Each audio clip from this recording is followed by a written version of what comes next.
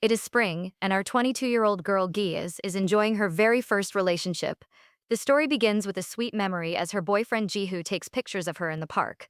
She checks the photo and gets annoyed because he captures a terrible angle. This guy quickly asks for forgiveness, and the moment turns playful again. Later that evening, they watch beautiful fireworks together. Everything seems perfect until Gue notices Jiwoo staring at another girl. That single moment changes everything, and she starts wondering if their relationship would have stayed happy if she had never seen it. The next day, Gulkin sits in class and hesitates before replying to Jiwoo's text. She tries to act like nothing is wrong, but things feel strangely different. Surprisingly, the thought of seeing him now makes her uncomfortable. She decides to ask her best friend Yeji an important question. She asks if a guy and a girl can really stay just friends. Yeji confidently says yes, because friendship has nothing to do with gender. Gu immediately brings up Yeji's own relationship. She reminds her that she and her boyfriend also started as friends. Yeji suddenly becomes nervous because they were friends for 5 years before dating. Yeji quickly explains that her case is different. She says her boyfriend always liked her and only acted like a friend, but Goat says that it is basically the same thing. Because of that, Giaf starts believing that friendship between a boy and a girl never truly exists. Even childhood friends cannot stay just friends forever. The reason is simple because Jiefu has a childhood friend who is always by his side. That girl is Sua Zhang. She is also the same girl Jiha was staring at during the fireworks. Ironically, she is the one who introduced Gu to Jiha in the first place. Ever since that day, every interaction between Jihu and Sua starts bothering Gu. She shares all her worries with Yeji. She even says that Jihu practically has hearts in his eyes whenever he looks at Sua. Yeji gently pats her head and tells her she is simply jealous. She admits that Sua and Jihu are very close, so the concern is understandable. But turns out there is something Gua has not noticed. Yeji suddenly turns Gia's head toward another direction. There, Sua is openly flirting with another student named Hyun Park. Hyun has a completely different vibe from Jiho, making the situation look very different. Hyun notices Gup staring at them. This guy casually asks what she is looking at, and even starts taking a picture. Since they have never met before, Gup becomes nervous. Yeji tells her to stop worrying so much. She points out that Sua is clearly interested in Hyun instead. She also reminds Groot that Jihu seems completely in love with her. Those words finally calm Geo down. After class, she goes to meet Jihu as usual. He surprises her by saying he booked a table at the restaurant she always wanted to visit. Jihu treats her with great care throughout the date. His thoughtful actions make Goi question all of her earlier doubts. But things keep getting even sweeter. Afterward, Jiho offers to walk her back to class. He notices her untied shoelaces and quietly ties them for her. Small moments like this remind Kevering why she fell in love with him. He even brings her a bag of chocolates as a gift. Go hugs the chocolates close to her heart and realizes he is always thinking about her. She smiles brightly and believes she should never have doubted him. But things get worse in the very next moment. Out of nowhere, Sua suddenly appears and wraps Jiho in a hug. She immediately asks him to help her with her homework, leaving. Sua immediately grabs Johor and starts playfully fighting with him. Johor has to clear her throat just to let them know she is standing there. Sua asks if she can borrow Johor for some homework, and Johor forces a smile before saying she will see him later. Supas pulls Jehu away without hesitation. Jehu quietly watches them leave, but things get worse when she sees Supas linking her arm with his. The two of them look far more than just close friends. Before Jaiwoo can say anything, she notices something shocking. Sue is carrying the exact same bag of chocolates that Jaiwoo gave her earlier. She immediately realizes he bought the same gift for both of them, and her heart sinks. Feeling upset, Jiwoo walks away without paying attention to where she is going. She suddenly bumps into Hyun Park, and the bag of chocolates falls onto the ground. She quickly apologizes, but she is still completely distracted. Hyun picks up the chocolates and tries to return them. Surprisingly, Jiwoo absent-mindedly says that she does not need them anymore. This guy is completely confused by her response. A moment later, Jiwoo finally comes back to her senses. She hurriedly apologizes and explains that she spoke without thinking. When she reaches for the chocolates, Hyun playfully refuses to hand them over. Hyun casually mentions that Sua also received the exact same bag. He asks if that is the reason she suddenly hates the chocolates. Jiwoo quickly denies it, but he only smiles and calls her cute. Then, without any warning, Hyun leans closer and asks for her phone number. Jiwoo is caught completely off guard and asks why he would need it. This guy simply tells her that he likes her. That night, Jiwoo cannot stop thinking about the strange encounter. She remembers refusing to give her number and telling Hyun that she already has a boyfriend, but turns out, Hyun has a very unexpected answer. He tells her that since Jihu has a female friend, he can become Jihu's male friend as well. Jihu has no idea how to respond. Eventually, she gives him her number but remains confused about his real intentions. She starts making her own assumptions. She believes Hyun must also be frustrated with Sua's childhood friendship with Jihu. Because of that, she thinks he wants to form an alliance against childhood friends with her. Suddenly, Hyun sends her a message with a link to an AI relationship chatbot called the Meddler. The app looks strange, so Jiwoo hesitates before opening it. She is not sure whether she should even use it. Before she can decide, a notification suddenly appears. Sohwa has uploaded a new story on social media. Jiwoo opens it and is shocked by what she sees. Instead of studying together, Sua and Jaeho are out drinking together. Jaeho becomes deeply upset because Jaeho never told her about this. Feeling hurt, she finally opens the Meddler and decides to use it. The next day, Jiwoo meets Jiho as planned. Surprisingly, she also brings Hyun along and introduces him as her friend. She has no idea that this single decision is about to change her relationship forever. The story then introduces episode 2. Jo-woo tells the Meddler that she has been dating Jo-woo for around 3 months. She explains that he is kind, handsome, and almost the perfect boyfriend, except for one big problem. She says Jinwoo's childhood friend keeps interfering in their relationship. The chatbot processes everything for a moment before giving a shocking answer. It simply tells her to break up with him. Jae-woo is completely stunned by the advice. She immediately asks if there is any other solution. The heart-shaped mascot inside the app shakes its head and calls her a typical pushover for choosing the harder path. The chatbot then asks what she truly wants. Jae-woo carefully thinks about her answer before typing. She says she does not want to break up because she wants to keep dating Jae-woo. More than anything, she does not want her first love to end this way. She tells the chatbot that she wants her boyfriend to fall even deeper in love with her. But surprisingly, the AI gives her a completely different answer. The chatbot explains that she cannot change another person. Instead, it tells Jiwoo to change herself. It advises her to make Jiwoo experience the same emotions she is feeling, leaving Jiwoo lost in deep thought. Jiwoo is still thinking about the chatbot's advice when Hyun suddenly sits beside her. He asks if she has been using the Meddler. She says the app is way too extreme and its sarcastic attitude is honestly pretty rude. Hyun just smiles and says that is exactly why people love it. This guy claims there is already a long waiting list to use the app.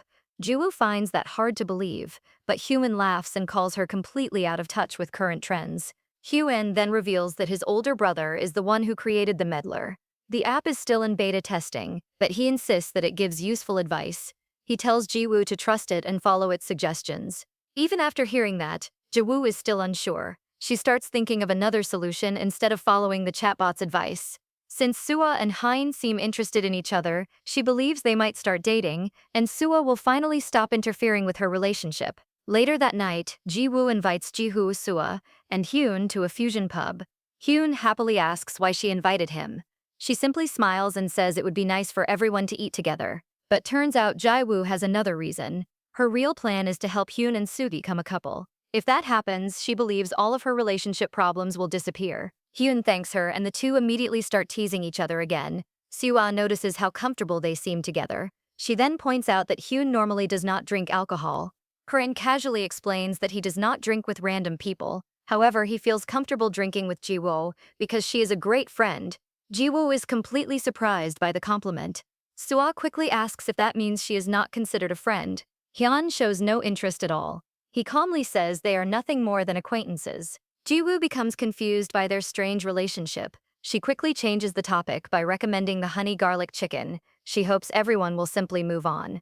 But Suo has a different idea. She excitedly recommends the nuclear spicy rice cakes because she and Jihu enjoyed them there before. Jihu also recommends another spicy chicken dish without hesitation.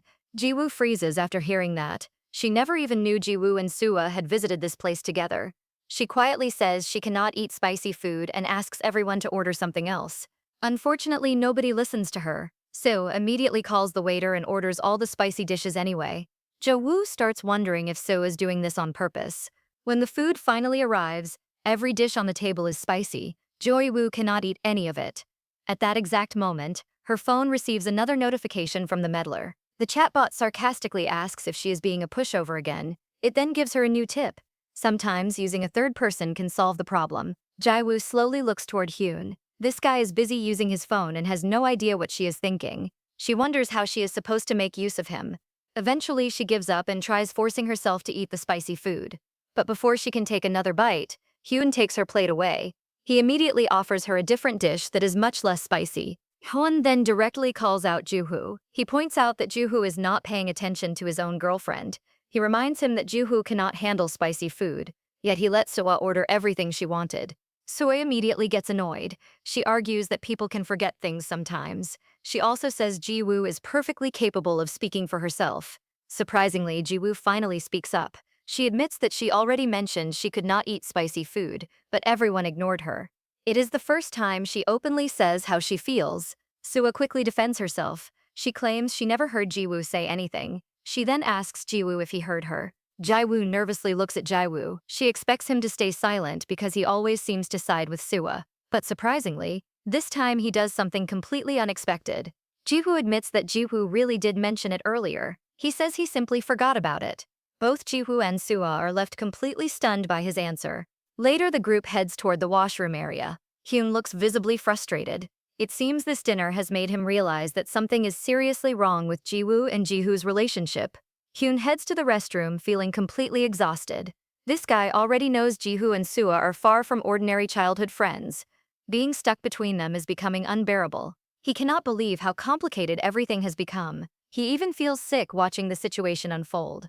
What shocks him the most is that Jiwoo looks completely love-struck, just because Jiwoo finally takes her side once. Eventually, Hyun gives up. He believes he has already done everything he possibly can. There is nothing more he can do for now. As Hyun walks out of the restroom, he notices Jaha and Suwa sitting together. Suwa quietly admits that she never expected Jaha to date someone like Jaha. She says she always imagined he would end up with someone more like herself. She continues talking while looking emotional. She says not only has their relationship changed, but Jaha himself has changed too. A few moments later, the alcohol gets to her, and she nearly drops her head onto the table. Jahoa quickly catches her before she falls. He gently comforts her and assures her that he has not changed at all. Hyun watches everything from a distance and realizes the situation is even worse than he expected. He quietly thinks that at least Jiwoo is not here to witness this. But things get worse when he suddenly notices Jiwoo walking toward the table. She has no idea what is happening. Without wasting another second, Hyun grabs her hand. He stops her before she reaches them and suddenly asks her to buy him some ice cream. Jiwoo is confused and slightly annoyed, but this guy drags her away anyway. Jaho notices the two of them leaving together. Seeing Hyun take Jaho away clearly bothers him, but he says nothing and simply watches them leave. Meanwhile, Suwa slowly opens her eyes. She asks Jio if she accidentally fell asleep. He confirms it and gently points out that she drank far too much. Jorihu asks why she has been drinking so heavily. After hesitating for a moment, Suwa finally admits that she is upset. He immediately asks if it has something to do with Hyun. Turns out he is right. Earlier that day, Sawa confessed her feelings to Hyun and asked him out. But Hyun rejected her without hesitation. He tells her he has no interest in dating. He also says he only sees her as an acquaintance. That rejection hurts her deeply. Later, she sees Hyun getting close to Jiwoo. Unable to control her emotions, she ends up taking her frustration out on Jiwoo instead. Now she regrets everything she did. Soa asks Jiwoo if Jiwoo is angry with her for acting so immaturely. Only then does she notice Jiwoo's seat is empty. She immediately asks where she went. Jiwoo calmly explains that Jiwoo left with Hyun. Suwa looks completely surprised by the answer. She asks if it really does not bother him that the two are spending time together. Jiwoo honestly admits that it bothers him a little, but he still believes they are just friends. For him, there is nothing more to worry about. Suwa then brings up a common belief. She says many people think a man and a woman can never remain just friends. Her words make the conversation take an unexpected turn. Jiwoo smiles and asks how the two of them have managed to stay friends all these years. Suwa suddenly becomes embarrassed and starts blushing. She quickly insists that their situation is completely different. She nervously says they are supposed to stay friends forever. Jiwoo then reminds her of a promise they made long ago. They once agreed that if both of them were still single at 30, they would marry each other. Jiwoo smiles as he says he will happily remain her friend until that day. Those words leave the atmosphere feeling strangely complicated. Their friendship suddenly seems much deeper than it first appeared. Meanwhile, Jiwoo and Hyun are walking together through the park. Jiwoo cannot believe he actually made her buy him ice cream. She complains while holding the treats in her hands. Hyun simply laughs and promises to pay for the next one. Jiwoo immediately says there probably will not even be a next time. This guy grins and says that is exactly why he made the offer in the first place. Hyun finally admits the real reason he pulled Jiwoo away from the pub. He says he believed she would not want to stay there any longer. This guy also struggles to tell her what he witnessed between Jiwoo and Sua. He carefully asks if she truly feels comfortable around her boyfriend. He points out that she is always so cautious around Jihoo. He even reminds her that she could not order the food she actually wanted earlier. Hyun tells her that a relationship should never feel like walking on eggshells. If someone cannot make their partner feel secure, something is clearly wrong. He gently asks her to rethink the relationship. Surprisingly, Jiwoo calmly says she already knows that. She reveals she has already decided to break up with Jiwoo. Hyun is completely caught off guard by her answer. Jiwoo then admits something even more shocking. She says she was actually about to pour beer over Jiwoo and Sua. But turns out Hyun unknowingly stopped her by pulling her away first. Hyun quickly realizes she heard everything at the pub. Jiwoo confirms that she overheard the entire conversation. She tightly clasps her hands and says she is doing fine. She explains that deep down she probably knew the truth all along. Then she asks Hyun if he was worried about her. This guy awkwardly scratches the back of his neck and apologizes for interfering in her life. Hyun asks what she plans to do next. Jiwoo says she is not going to break up immediately. Instead, she decides to follow the advice given by the meddler. The chatbot tells her to make Jeohoo experience the same emotions she has been feeling. Because of that, Jeohoo decides to make him jealous first. Her goal is to make Jeohoo fall deeply for her again before ending the relationship herself. To make the plan work, she needs one important thing. She needs a close guy friend to stay by her side. Unfortunately, the only person she can ask is Hyun. Jaewoo asks Hyun to join her team and help with the plan. He immediately bursts into laughter. She hesitates because she believes he and Sua might have something between them. Hyun quickly clears up the misunderstanding. He says he has never been interested in Sua. This guy even wonders who started spreading those rumors in the first place. After clearing everything up, Hyun happily agrees to help. He says he is completely on board with making Jihoo jealous. Their unexpected partnership officially begins. Suddenly, a man riding a tricycle rushes toward them. Hyun instantly grabs Jiwoo's arm and pulls her closer before an accident happens. Because of that, they avoid getting hit. Hyun laughs and says, "This is going to be fun," but he jokingly warns Jiwoo not to fall for him along the way. Jiwoo immediately smiles back. She pushes his hand away and jokingly tells him not to fall for her either. Hyun simply smiles because she always has to get the last word.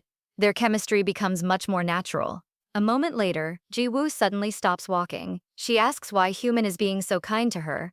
This guy hesitates because he cannot reveal the real reason. Before he can answer, his phone starts buzzing with multiple notifications. Surprisingly, every message comes from the meddler. They are all developer alerts instead of normal user messages. One notification catches his attention immediately. It reports that user 138, who is Jaewoo, has shown major changes in her consultation behavior. Hyun looks back at her and simply says he cannot stand pushovers. The story then reveals something unexpected. Hyun is secretly using the admin mode of the meddler app. He has access to features that ordinary users never see. At that moment, another user regrets breaking up with her boyfriend. The AI asks Hyun which direction the advice should follow. He chooses reconciliation instead. Hyun knows that once he sets the overall direction, the AI can handle the relationship advice by itself. But things were very different in the past. The earlier version of the app was far less reliable. He remembers one funny incident from those early days. A customer noticed a cashier smiling at him during checkout. He asked the AI if that meant she liked. The old version immediately answered yes. Hyunor could not believe how terrible that advice was. The reason becomes obvious when he remembers who created the app. Turns out Hyun's older brother, Gyeong, built the meddler despite having almost no dating experience. Seeing how unreliable it was, Hyun stepped in and took control. He corrected the advice and explained that the cashier was probably just doing her job. Hyun's older brother, Gyeong, asks if his advice is too blunt. Hyun immediately says that users need direct answers to understand their situation. That response makes Gyeong stop and think for a moment. A few days later, the same user leaves a 5-star review. He thanks the app for stopping him from confessing at the wrong time. Because the advice works so well, Gyeong becomes genuinely impressed. Gyeong looks at his younger brother and asks him to work together on the app. That is how the current version of the meddler is created. The AI is built around Hyun's style of communication. The app is still a work in progress. For difficult relationship cases, Hyun occasionally steps in and guides the AI manually. This guy has basically become the hidden expert behind the chatbot. That night, Hyun's phone keeps buzzing with notifications. Surprisingly, most of them are from Jiwoo's conversations with the meddler. Her emotions keep changing every few minutes. In one message, she wants to reconcile with Jiwoo. In the next, she wants revenge against him. Then she asks for advice on fixing the relationship, but moments later she is overwhelmed with anger again. The messages become so excessive that the app automatically suspends her account for a while. Even Hyun is shocked by how unstable her emotional state has become. He realizes she must be having a very rough night. The next morning at school, Hyun checks the chat logs from the previous night. He wonders if Jiwoo even managed to come to class. A moment later, he spots her walking through the hallway. Jiwoo has dark bags under her eyes and looks completely exhausted. Hyun immediately asks if she got any sleep at all. He also asks what happened to her. Turns out the previous night is a complete emotional disaster. Jiwoo spends the whole night trapped in a mental turmoil, unable to calm herself down. Jaewoo spends the whole night trapped in endless thoughts. One moment she is angry, and the next she wonders if Chiho actually likes Sua because he never says it directly. The next morning, she hides everything from Hyun and simply says she sleeps well. She then tells him she keeps thinking about the day she asks him to be her friend. Jaewoo reveals that she talks with an AI chatbot for advice. Turns out the chatbot tells her to take things one step further and make Jaewoo even more jealous. She suggests that she and Hyen should eat together and do homework together. She also wants to make sure Jaewoo notices how close they become. She gets a little nervous after making the proposal. She even offers to pay for all the meals herself. Hyun happily agrees and places his arm on top of her head. This guy jokes that he is about to get free meals every day. Jiwoo immediately loses her temper. She grabs Hyun by the neck because he makes fun of her height and uses her head as an armrest.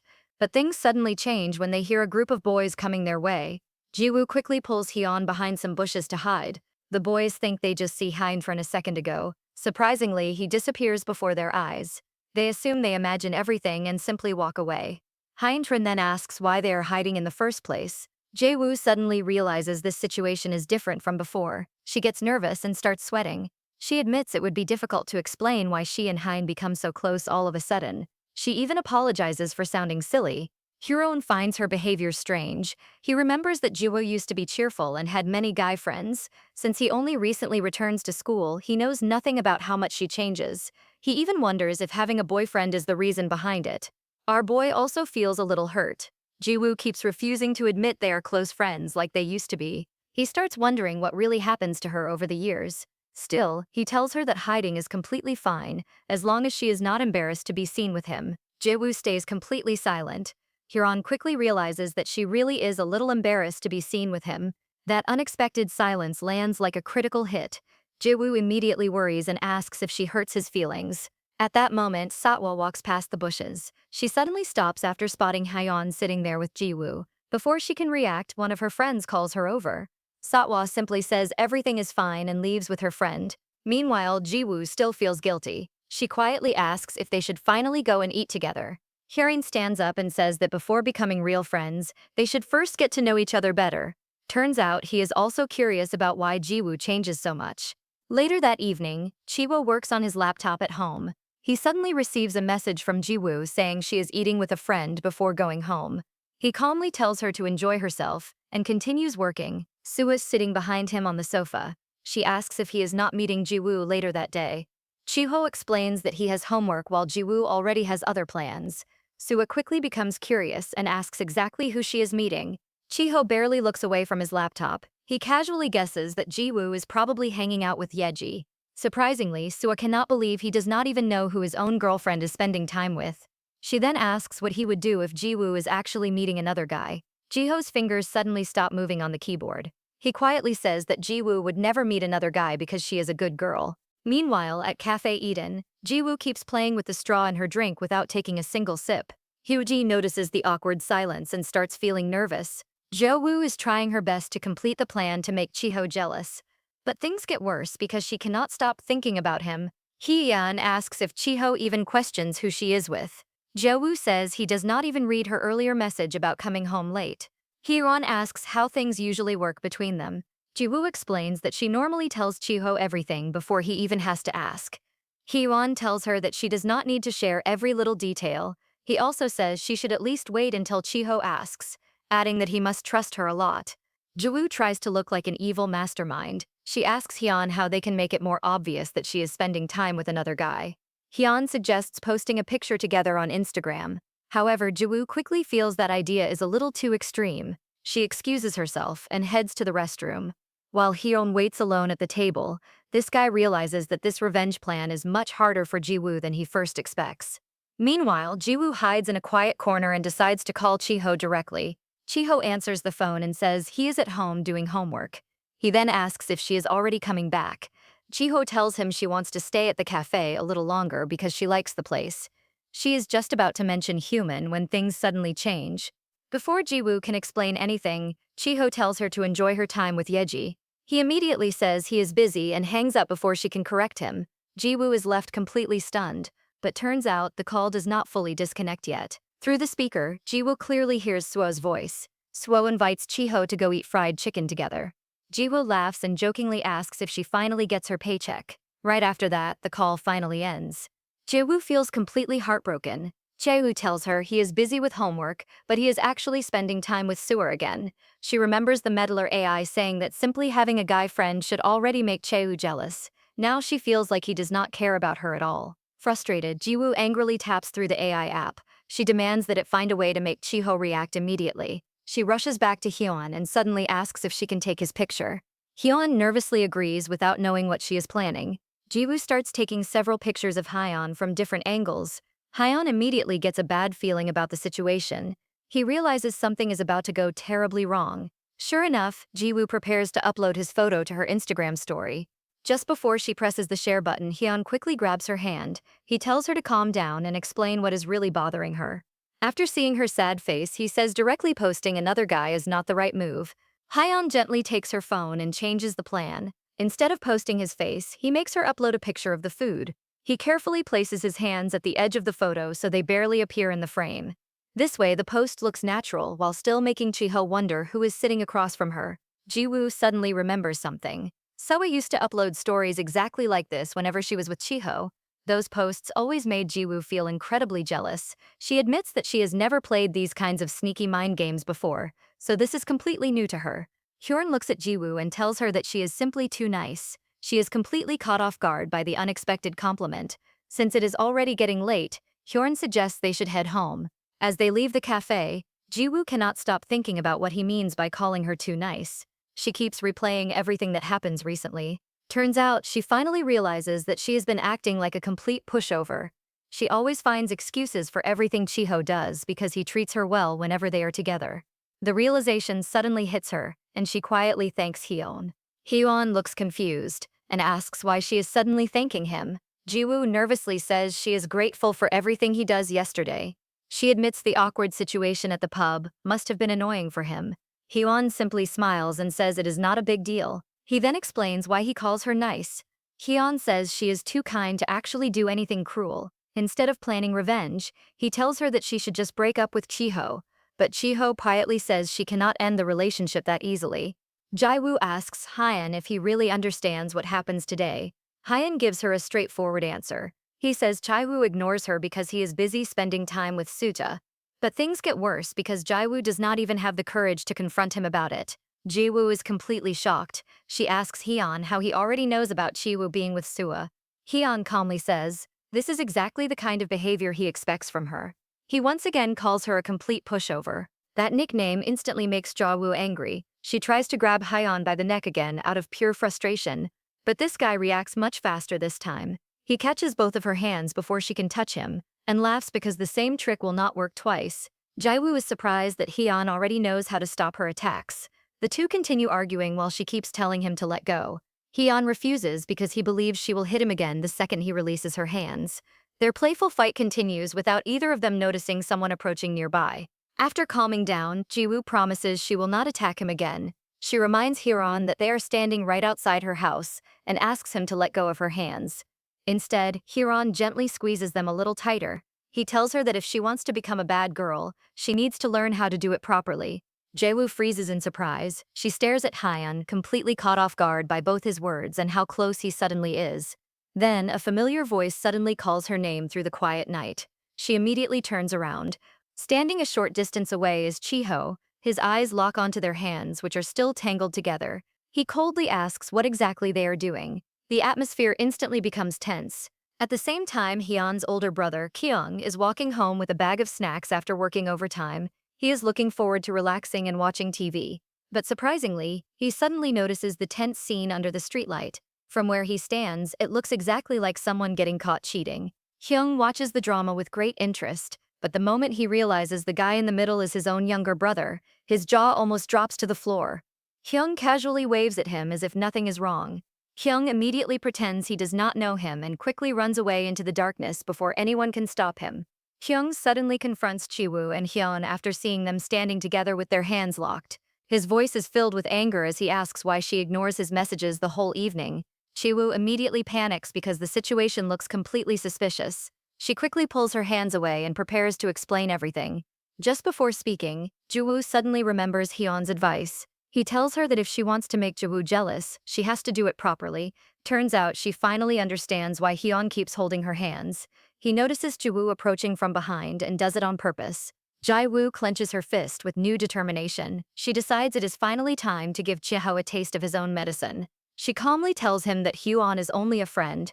Hyun smirks, but Chiho clearly does not like her answer. After a long silence, Chiho thanks Hein for bringing Jiwoo home. He then coldly tells him to leave. But this guy is not done yet. Hein reminds Chiho that he only walks Jiwoo home because her own boyfriend never responds to her. Before leaving, Hyun quietly leans toward Jiwoo. He reminds her not to back out now, then he casually whistles to himself and walks away without a care. Jiwoo is left alone with Shibo. Chiho asks if she is acting this way because she is angry at him. Chiho folds her arms and asks him to explain exactly what he means. Chiho points out that she never spends time alone with other guys before, but now she suddenly spends the whole evening with Hee-ho without even telling him. Jiwoo immediately fights back. She reminds Chiho that he also lies about doing homework while actually hanging out with Sua. The accusation catches him off guard, but things get worse when he tries to defend himself. Chiho claims that Sawa and Hyun are completely different. He says Hyun has a bad reputation when it comes to girls. Chiho tells him that he is missing the real problem. She finally admits that she feels like he no longer cares about her whenever Sawa is around. Jiwoo looks him straight in the eyes. She asks if he even thinks about her while spending time with Sua. Chiho is completely speechless. He cannot answer her simple question. His long silence gives Jiwoo her answer. She realizes he cannot even make up a small lie to comfort her. Feeling completely exhausted, she decides there is no point continuing this revenge game. She is about to suggest breaking up. Surprisingly, Chiho suddenly apologizes before she can say anything. He grabs Chiho's hand tightly and admits that he becomes incredibly jealous. He then asks her to forgive him. His unexpected confession leaves Chiho completely stunned. Later that night, Jiwoo returns home, still thinking about everything that happens. She quickly opens the Meddler AI app and notices a new notification waiting for her. The chatbot asks if her jealousy plan is successful. Jiwoo happily replies that everything works perfectly. She explains that Chiho suddenly appears outside her house and openly admits that he is jealous. The AI then asks a simple question about how the result makes her feel. Chiho is slightly surprised by the chatbot's casual attitude. Still, she ignores it because she is used to its sarcastic personality. She cannot stop thinking about Chiho's sudden reaction. He holds her hand tightly, tells her how jealous he becomes, and even begs for her forgiveness. Jiho never expects the plan to work this well, leaving her completely overwhelmed by everything that happens. Jiho admits to the AI that even though she cannot fully believe Chiho's words, his apology still makes her happy. The moment she sends the message, she instantly regrets it. She realizes she is acting like a complete pushover once again. Surprisingly, the AI takes an unusually long time to reply. Jiwoo keeps staring at the screen while waiting for a response. She even wonders if an AI chatbot can actually leave someone on read. After a long delay, the reply finally appears. It simply says that it is good if she is happy. Ja-woo immediately notices something strange. The chatbot's reply feels cold and completely different from its usual personality. But things move on the next morning, at school.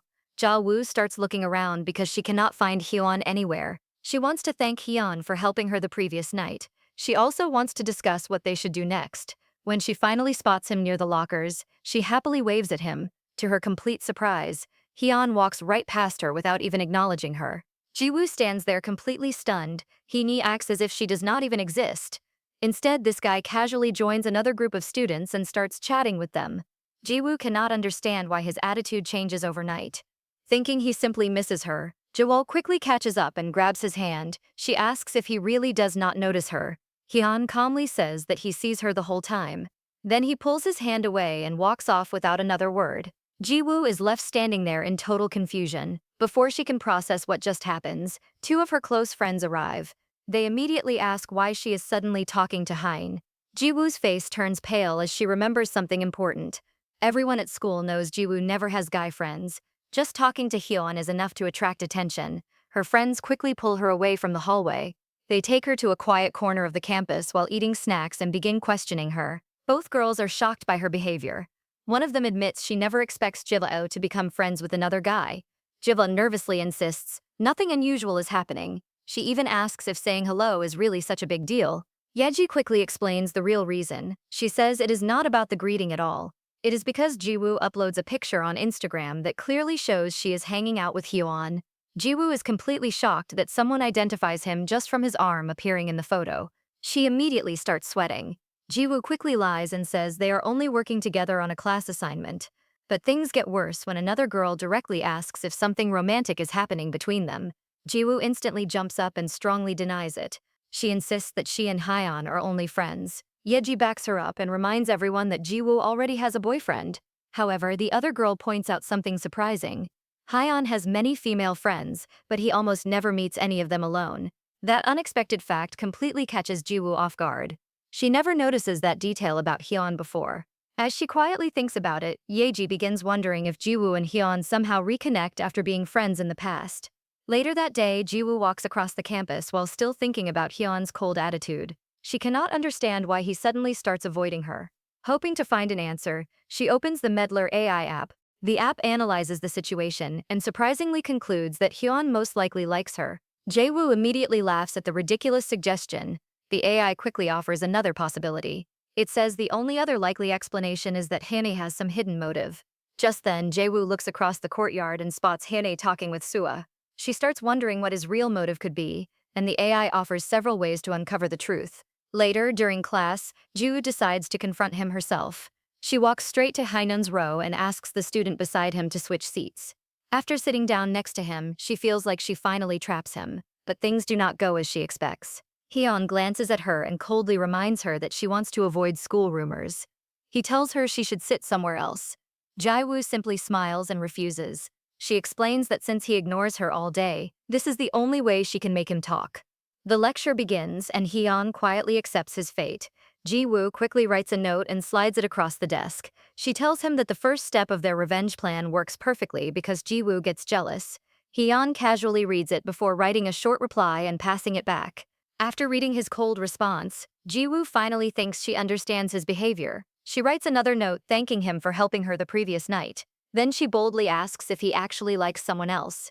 The unexpected question catches Hyun completely off guard. Hyun slowly turns toward her with a small smirk. Surprisingly, he admits that he really does like someone.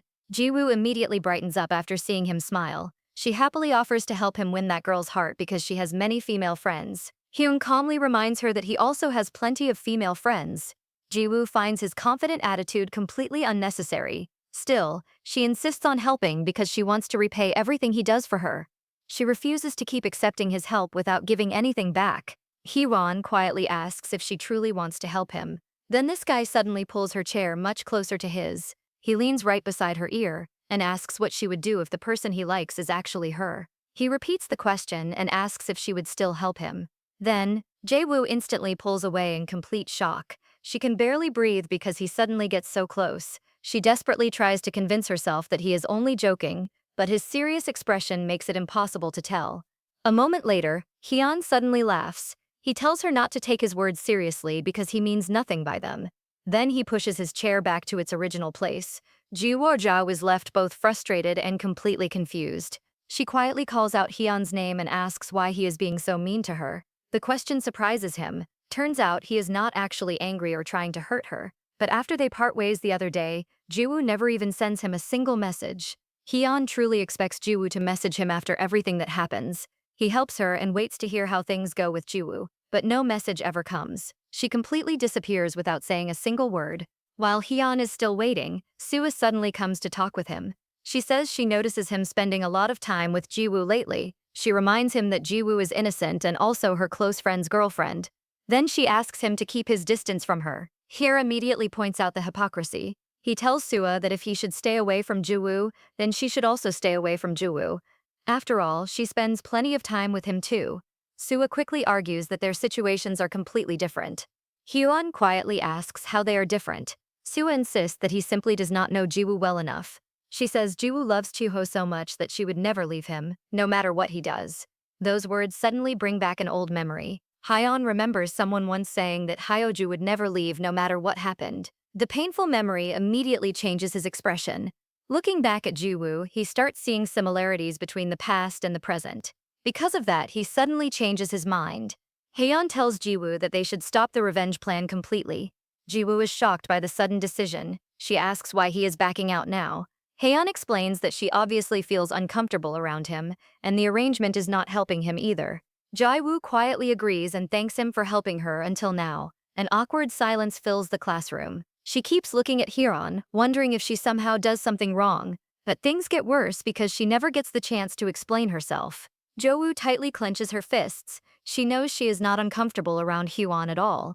She feels hurt because he decides everything before hearing her side. Holding back her tears, she decides she is done with him too. Just then, the professor makes an important announcement. Starting next week, everyone must work in pairs for a pop culture presentation. Students have to team up with the person sitting right beside them. Jiwoo freezes after realizing her partner is Hyun. Later that night, Jiwoo arrives at the cinema for their assigned movie screening. She waits in the lobby with a large tub of popcorn. Even though she plans to cut ties with Hyun, she still has to work with him. The whole situation feels painfully awkward. Hyun finally arrives and asks why they have to watch a movie so late at night. Jiwoo explains that the theater is almost empty at this hour. Trying to ease the tension, she compliments his hat, but this guy only shrugs and says nothing. Jiwoo tries once again to make things less awkward. She offers him some popcorn, hoping he will at least respond. Hyun quietly refuses and keeps staring at her with a cold expression. His silence only makes everything more uncomfortable. Finally, Juet cannot take it anymore. She directly asks why he is so angry with her. Hyun insists that he is not angry at all. Juet raises her voice and points out that his cold behavior says otherwise. After a long pause, Hyun finally tells her the truth. He says he is upset because she never messages him after the pub. He goes out of his way to help her, but she never thanks him or tells him what happens afterwards. Instead, she suddenly starts acting distant around him. Hyun admits that the whole situation makes him regret getting involved. He feels like he should never have stepped into her problems in the first place. Jiwoo finally begins to understand the real reason behind his cold attitude. Jaewoo quickly explains that she is never uncomfortable around Hyun. Before they can continue talking, someone suddenly calls her name from across the lobby. She looks over and sees Yeji walking with the same friend who questions her relationship with Hyun earlier that day. Yeji is telling her that Jaewoo is busy with homework tonight. Jaewoo immediately panics after seeing them. She realizes it will look extremely suspicious if her friends find her alone with Hyun. Without thinking, she quickly hides behind his back. Hyun looks completely confused and asks what she is doing. Jaewoo quietly explains that she reacts on pure instinct after spotting her friends. Hyun lets out a deep sigh. This guy says he already knows she simply does not want to be seen with him in public. Jaewoo immediately apologizes. She explains that being seen together will start huge rumors across campus. Since she still has a boyfriend, she is not ready to deal with that kind of attention. Hyun quietly listens without saying much. The awkward atmosphere returns once again. Jaewoo remembers something from the past. She recalls gently patting Hyun's face while he warmly holds her hand. The two slowly become close to each other. But everything suddenly ends when he leaves for military service without saying goodbye. Because he disappears without a word. Jaewoo believes the feelings between them are only her imagination. She pushes those memories aside and looks back at Hyun. She tells him she never dislikes him. She also admits she is happy that they are finally talking again. Jaewoo softly asks if they can still remain friends even after ending the revenge mission. Hyun looks slightly surprised by her honest words. But instead of answering, he simply says the movie is about to begin. Then he quietly walks into the theater. Inside the cinema, Jaewoo barely pays attention to the movie. She keeps looking at Hyun instead. Turns out he completely avoids answering her question about staying friends. Jaewoo starts believing she may never truly understand him. When the movie finally ends, Jaewoo forces a smile. She says the film is fun and stands up to leave. As she stretches and lets out a big yawn, things suddenly take an unexpected turn. One of her friends nearby recognizes her voice. Before anyone can see her, Hyun instantly steps in front of Jaewoo. He completely covers her with his body and blocks everyone's view. Seeing them from a distance, her friends mistakenly assume they are just another couple getting intimate. They quickly leave without looking any closer. Jae-woo's heart immediately starts racing because of how close Hyun suddenly is. After her friends disappear, he slowly steps back. He explains that he knows she does not want to get caught. Getting seen together would only create more problems for her. Ji-woo looks up at him with surprise. She asks why he helps her hide after saying he hates sneaking around.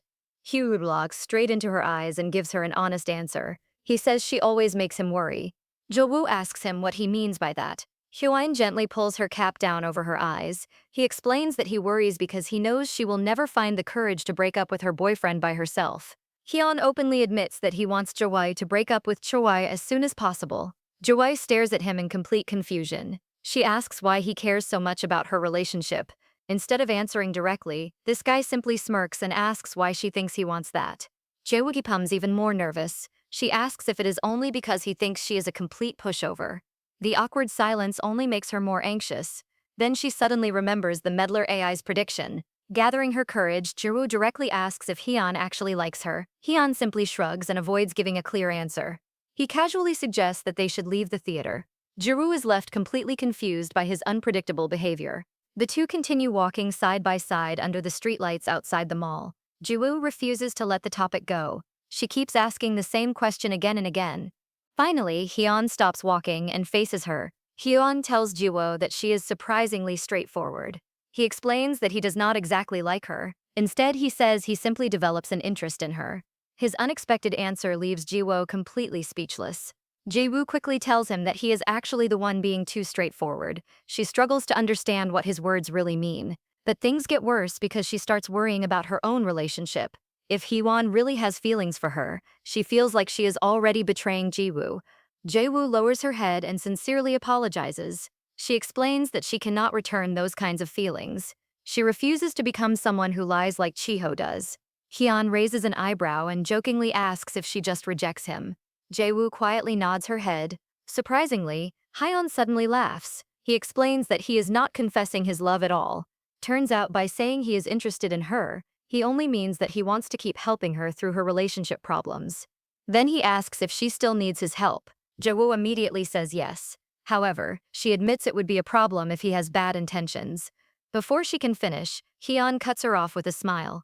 He assures her that his intentions are completely pure.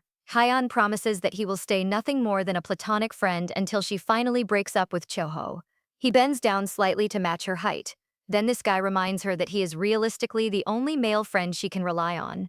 Chiho quietly realizes he is absolutely right. With that, the two officially make an agreement. Hyun promises to help Jiwoo end her relationship with Chiho. He raises his hand for a high five to seal the deal. Jiwoo accidentally bumps her closed fist against his open palm, but the agreement is finally set. Jae-woo then gives Hyun a serious warning. She tells him not to cross the line or flirt with her before she officially breaks up with her boyfriend. Hyun smirks and agrees. He only asks her not to take too long, ending the relationship. After that, Hyun changes the topic. He asks what their next move should be. Ji-woo thinks for a moment and remembers that Chiho's birthday is coming up very soon. Just then, her phone suddenly rings with a new message.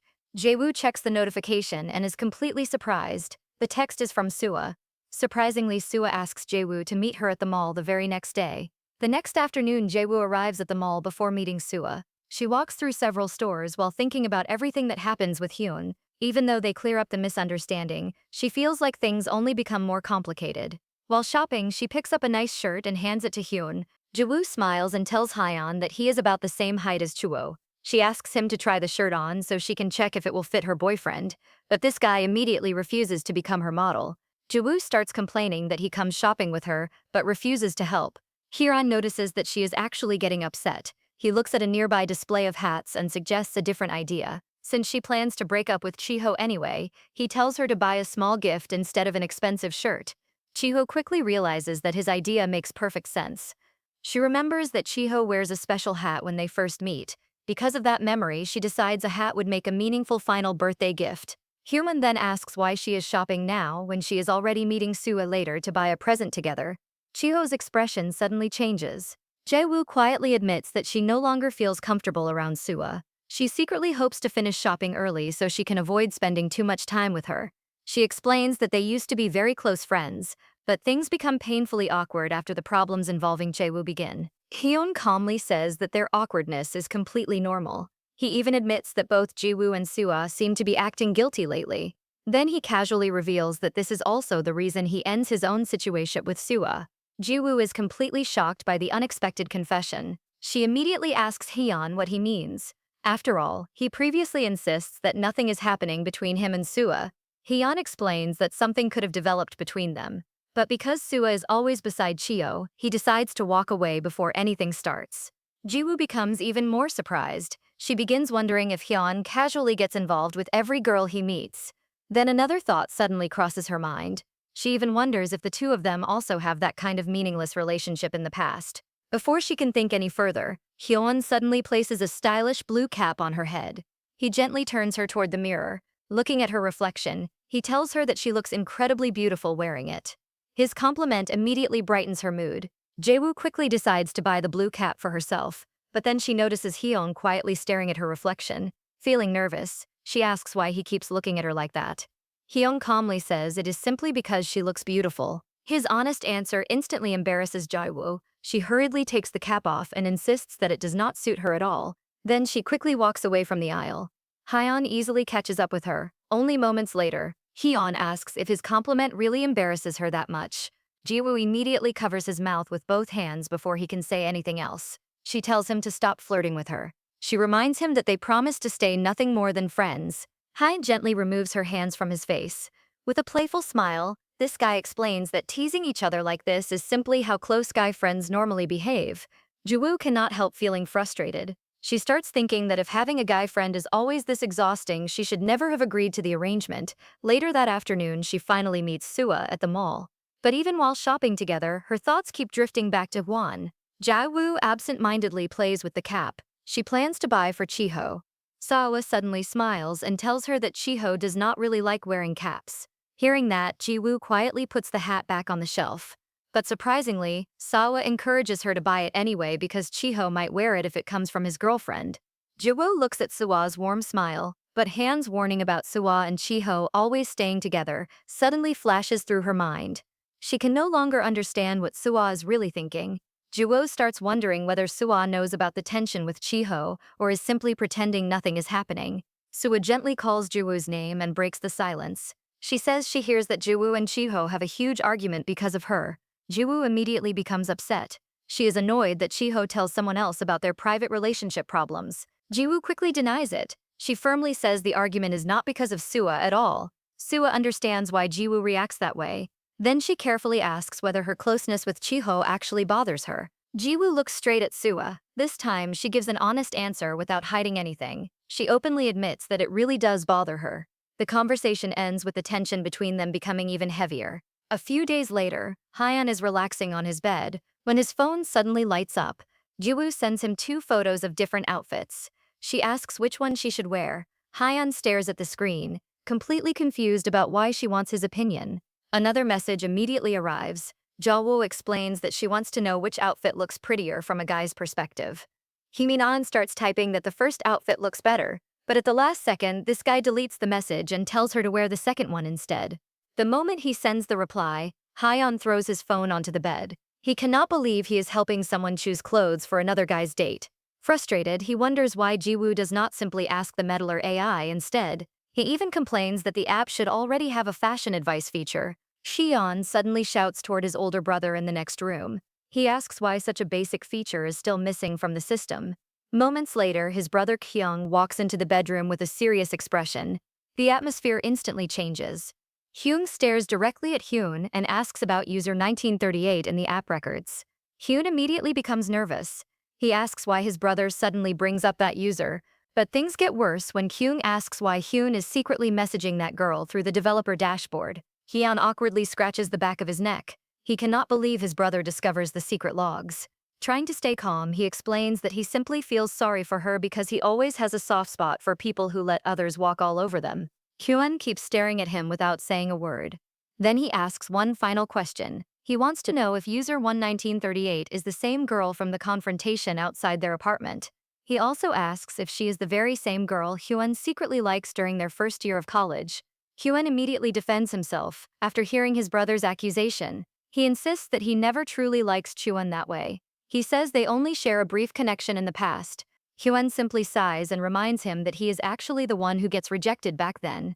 Shang quickly argues that he is never dumped. He insists he is only helping Jiwoo because they have history together. He asks his brother if anyone could really ignore a friend who is clearly struggling, but Kyung completely disagrees. Kyung explains that this is exactly why Shane should stay out of it. Jiwoo only shares her deepest thoughts because she believes she is talking to a secure AI chatbot. He warns that if she ever discovers the truth, everything will fall apart. Shane has no answer and quietly falls silent. Later that evening, it is finally Chiho's birthday. Jiwoo waits outside a quiet cafe while nervously looking down the street. A few moments later, Chiho arrives in a hurry and asks if she waits outside for a long time. Jiwoo quickly tells him that she only arrives recently. This is their first birthday celebration as a couple. It is also the first time they meet after their huge argument. Because of that, the atmosphere feels incredibly awkward. Hoping to break the silence, Jiwoo hands him his birthday gift. Chiho opens the gift bag and finds a cap inside. Jiwoo explains that she finds the new design really nice. Surprisingly, Chiho immediately puts it on and asks how it looks. The moment Jiwoo sees him wearing it, her heart suddenly starts racing. Jiwoo quickly pushes those feelings aside. She refuses to let herself become soft again. Instead, she suddenly suggests going inside to eat before anything gets more awkward. Then she quickly walks toward the cafe entrance, leaving Chiho standing there in surprise. After sitting down inside the cafe, Jiwoo quietly plays with her food instead of eating. She reminds herself that she must continue the revenge plan, but things become difficult because she cannot be too kind or too distant at the same time. Chiho notices her unusual behavior. He gently asks if she is still upset about everything involving Sua. Chiho forces a smile and says she is completely fine, but Chiho is clearly not convinced because she is much quieter than usual. Just then, Chiho's phone suddenly starts ringing on the table. Jiwoo immediately notices the caller's name. It is Sua. Seeing the call instantly reminds her that Chiho shares details of their private argument with Sua. Her thoughts immediately return to the day she meets Sua at the mall. During that conversation, Sua apologizes for everything that happens at the pub. She explains that Chiho is like family because they grow up together. Then she wishes Jiwoo and Chiho a long and happy relationship.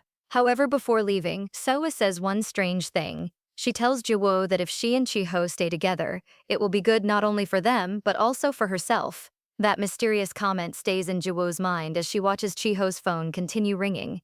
Joy bitterly remembers wondering what that statement really means and why their relationship success benefits Sua so much. Her thoughts are interrupted when the phone starts vibrating. She points at it, and he quickly turns the phone face down, admitting that their casual relationship has unknowingly hurt his girlfriend.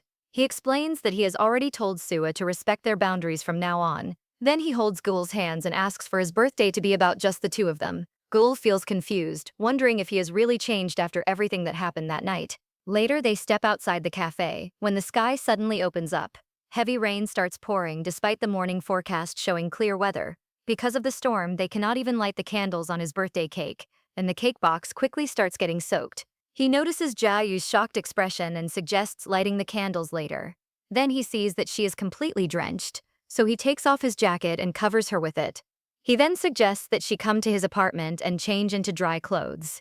Jayu immediately panics and refuses, saying she can simply wait under the awning until the rain stops. But he points out that her shirt is completely soaked through. She looks down and becomes extremely embarrassed after realizing the situation. He calmly tries to reassure her and warns that going home in the rain could make her sick. He also makes it clear that he is not ready to say goodbye to her yet. Then he invites her to his apartment once again, so she can change into something dry. He tells her to wait there while he runs to a nearby shop to buy an umbrella. Left alone under the awning, Gio becomes completely speechless. Her heart is racing, but she knows going to his apartment could make the situation much harder for her revenge plan. She quickly pushes those distracting feelings aside and reminds herself to stay focused. She then takes out her phone and decides to contact the Mepler for urgent advice. Meanwhile, Hainu is back at his apartment, pacing around while staring at his silent phone.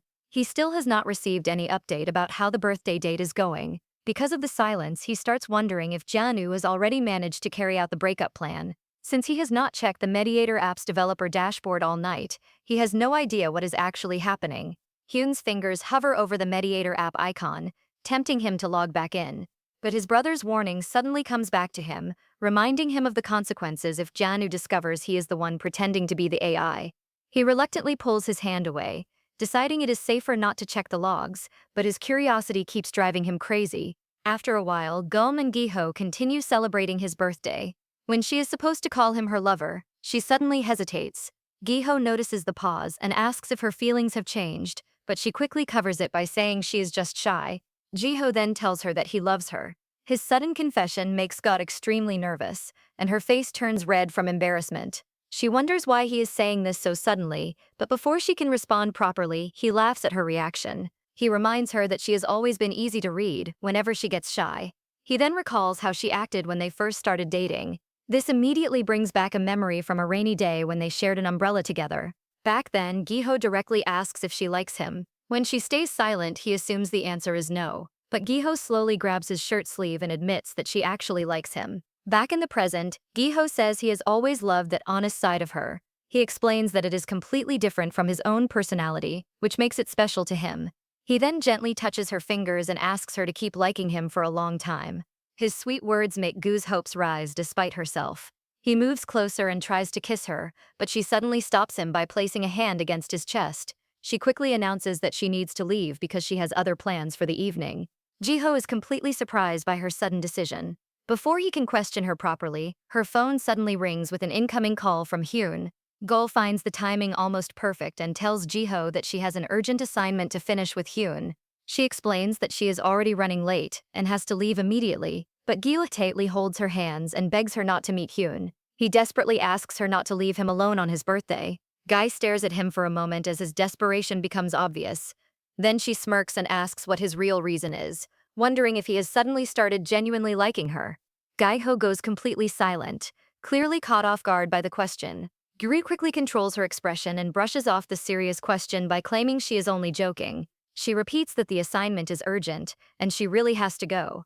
Then she excuses herself and quickly leaves because she still does not want to break up with him just yet. Turns out, despite everything that has happened, a part of Gui still likes this guy. She decides to end the relationship only after her remaining feelings for him completely disappear. Gu Ho is left standing there looking dejected, while Gui walks away, hoping he will someday understand the pain she has suffered. Meanwhile, Hein is waiting in the park and keeps calling her, but every call goes straight to voicemail. Suddenly he hears someone calling his name and turns around to see Gu standing there. He immediately asks why she has been ignoring his calls all evening. Gu then realizes that her phone battery has completely died, leaving Human even more frustrated. Hume points out that she also sent him a strange message before disappearing. She had told him she was at her boyfriend's place and asked him to call exactly 15 minutes later. Seeing how worried he has been, Gu quickly apologizes. Hyun finally sighs in relief and admits that he thought something terrible had happened to her. He then asks why she suddenly went to her boyfriend's apartment. Gu happily explains that the Meddler app told her it was the perfect chance to make a move. Human is shocked that she followed the app's advice so easily. He asks if she really obeys everything a random chatbot tells her. He also points out that she becomes far too passive whenever her boyfriend is involved. Wado quietly admits that she is trying to fix that weakness. She quickly changes the subject and apologizes again for losing contact. Then she shyly asks if Hyun was genuinely worried about her. Hyun sighs and tells her to forget about it before turning around to leave. Goom quickly grabs his jacket and stops him, asking if he is really going to leave just like that. The two eventually head to a nearby place to have some drinks together. Once they sit down, Goom starts talking non-stop about her boyfriend's sudden change. She is amazed that his attitude completely changes after she follows the app's advice, but she bitterly points out that if he could treat her this well, he should have done it much earlier. Hyun smirks at her complaints and admits that he originally thought she was buying him a drink to thank him. He soon realizes that she only brought him there because she desperately needed someone to listen to her frustrations. Then he bluntly asks what she actually did at her boyfriend's apartment. The question immediately puts Grun on the spot. She remembers how close things became with her boyfriend and quickly realizes she cannot tell Human those embarrassing details. She avoids his gaze and refuses to explain. Hume notices her hesitation and becomes disappointed. He asks why she wanted to talk over drinks if she plans to hide things from him. He then jokingly suggests that maybe she is secretly happy that things are working out with her boyfriend again. Go pauses at his words and wonders if she ever really gave him that impression. She quickly denies it and explains that this is not what she means at all. In fact, she admits that this time, being close to her boyfriend feels much more uncomfortable. Hyun looks at Go and points out that she obviously still likes her boyfriend. She admits that it is true but insists she is doing everything she can to move on. Turns out, shutting off those feelings overnight is much harder after having a one-sided crush for so long. Her mind drifts back to the previous summer, when she is 20. That entire year feels like a collection of terrible memories, especially after Hyun suddenly enlists in the army. What hurts her most is that he leaves without even telling her. His friends point out how strange it is that Hyun never informs her about his departure. The incident completely breaks Gyun and makes her question the special connection she thought they shared. She tries to believe he had his own reasons, but one of his friends eventually convinces her that he simply does not care about her. Things get even worse when that same guy suddenly tries to ask her out. Bot becomes furious because he already has a girlfriend. But because someone sees them talking alone, ugly rumors quickly spread around campus. Soon, people start whispering that Gur is having an affair with another girl's boyfriend. Overnight, she becomes the target of rumors about something she never even did. Completely overwhelmed, she withdraws from her business administration club as the gossip follows her everywhere. The only person who stands up for her during that difficult time is Jiho. Gyu accidentally overhears him defending her when others are speaking badly about her. Months later, their paths cross again, and she naturally develops a huge crush on him. One afternoon, she sees Jiho talking with Sua, who kindly introduces them. From that moment, Gichi starts believing that Jiho might be her destiny. A few days later, he asks if she has feelings for him and wants to date, and she accepts without hesitation. For Ga, it feels like her painful one-sided love has finally become real, but now she finds herself facing another painful heartbreak. She angrily complains that Jiho makes her fall completely for him, only to hurt her like this. Genu tells Hyun that he has no idea how happy she was when she finally started dating Jiko. Meanwhile, Hyun has no clue about everything happening inside her head. He is simply surprised by how aggressively she is venting while drinking one glass of beer after another. Go suddenly asks why nobody ever seems to like her back. Hyun stares at her for a moment before quietly asking if she is talking about him. Go immediately looks away, her cheeks turning red as she denies it. Hyun sighs and suggests that they should leave, but Gulk stubbornly refuses and wants to stay a little longer. He points out that she clearly does not look well, while she continues getting lost in her thoughts about how her first love might end like this. Her eyes slowly grow heavy as exhaustion takes over, her posture becomes weaker, and she suddenly leans forward. Before she realizes what is happening, her head gently drops onto Hyun's shoulder. Go sleepily looks up and notices Hyun sitting beside her instead of across the table. He explains that she looks exhausted, so he lets her lean on him for a while. Then he sadly asks why he was not her first love when they had actually met before anyone else. Geo weakly responds that Hyun was the first person to suddenly disappear from her life. Because of that, she could never fully trust him. She calls him a jerk before completely falling asleep on his shoulder. Hyun looks down at her sleeping face with a bitter expression. He remembers that he had his own reasons for leaving her back then. His mind returns to the painful family situation that forced him to enlist in the army. His older brother had told him to enlist immediately because their mother could not go through with her divorce while he was still at home. Hyun slowly reaches out and touches Gru's cheek, trying to explain why he suddenly disappeared. But he stops himself and realizes that, in the end, it was still his fault. He pulls his hand away and quietly apologizes to the sleeping Gug. The next morning, Gug arrives at school looking terrible. She wears a thick mask and keeps coughing because she gets completely soaked in the heavy rain the previous evening. Yeji immediately notices her condition and worries about whether she can even survive the day's classes. Kitch says she will probably leave early and head home.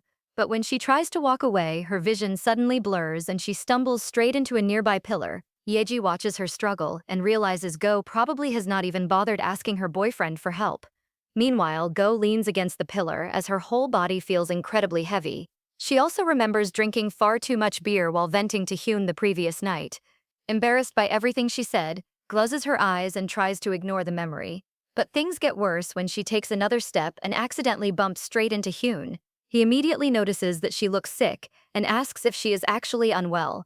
Hyun places his hand against her forehead and realizes she has a high fever. He immediately tells her to skip the rest of her classes and offers to take her home. Gyun becomes confused by his sudden caring attitude, especially after everything she confessed to him the previous night. She feels incredibly awkward being around him now. Yet Hyun continues treating her normally, as if nothing strange happened. She firmly removes his hand from her forehead and insists that she is completely fine. She quickly waves goodbye because his presence is making her uncomfortable. But as she walks away, Hyun asks if she is running because she still does not trust him, making her instantly stop in her tracks. Grim slowly turns around and gives him a guarded look. She demands to know what he means by that. Hyomin tilts his head and asks if she really does not remember anything she said to him the previous night. Her face immediately freezes under the mask as the memories come rushing back. She remembers clearly telling Hyun that she could never trust him before calling him a complete jerk to his face. Completely horrified by her own behavior, she covers her face with both hands. Hyun watches her reaction with a small smirk. He asks why her face suddenly turns bright red. Then he explains that he is only trying to take care of a sick friend, but if she truly cannot trust him enough to walk her home, he is willing to leave. Ga quickly realizes she needs to fix her mistake. She stammers that it is not because she does not trust him. She then insists that he is her trusted guy friend, so of course she can rely on him, finally agreeing to let him walk her home. As they leave together, Gauna feels a familiar flutter in her chest. Once again, she finds herself getting pulled into Hyunmi's playful pace. A little later, she slowly opens her eyes and realizes she is safely lying in her own bed at home. Through the bedroom doorway, she spots Haeon standing in her small kitchen. He is carefully preparing something on the stove. Thinking the cozy scene is only a fever dream, Ga lets out a soft sigh and drifts back to sleep. For a brief moment, she wonders why Hyun is suddenly appearing in her dreams as well. But then his loud voice suddenly echoes from the doorway and completely ruins her peaceful moment. He walks into the bedroom, already knowing that she is awake. Gaia opens her eyes wide and immediately sits up in horror. She quickly realizes that this is definitely not a dream. Clutching her blanket tightly, she demands to know what Hyun is doing inside her apartment. Hyun calmly explains that she becomes almost unconscious on the bus ride home. Because of that, he has no choice but to carry her all the way up to her apartment. He initially plans to leave after putting her down, but the moment he sets her down, she completely flops onto the floor.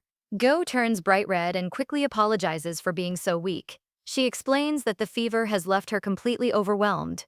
Hyun then gestures toward the dining table and reveals that he has prepared fresh porridge for her. He tells her to eat something before taking her medicine. Gulk quietly thanks him and takes her first bite. But the moment she tastes it, her eyes widen because the porridge is surprisingly delicious. She looks at Hyun in disbelief, realizing this guy is actually a pretty talented cook, despite not looking like one. Feeling genuinely grateful, she thanks him again for both cooking and putting up with her emotional breakdown the previous night. Hyun simply leans against the wall and admits that he is partly responsible for her getting sick in the rain. Hyun looks at her with a knowing glint and asks once again if she really does not remember what happened between them the previous night. At that exact moment, Gu is taking a hurried sip of water and suddenly chokes on it. She starts coughing badly, so Hyun quickly rushes over and pats her back until her breathing settles. Once she calms down, Han looks at her and directly asks if she truly believes he never had real feelings for her. Gu becomes nervous and starts wondering if his sudden kindness is only because he thinks she is still hopelessly in love with him. Because she does not want him to misunderstand her drunken words, she decides to clear things up immediately. Gu nervously explains that she was simply talking nonsense the previous night. She tells him not to read too much into it and admits that she briefly got caught up in painful memories from the past, but she firmly makes it clear that she has no desire to return to that part of her life. She points out that they are just friends now. Because of that, she says neither of them has any reason to care about what happened in the past. Hyun slowly stands up, quietly accepting her boundary and promising that he will never pressure her about the issue again. As Hein turns away, Gu asks if he is already leaving.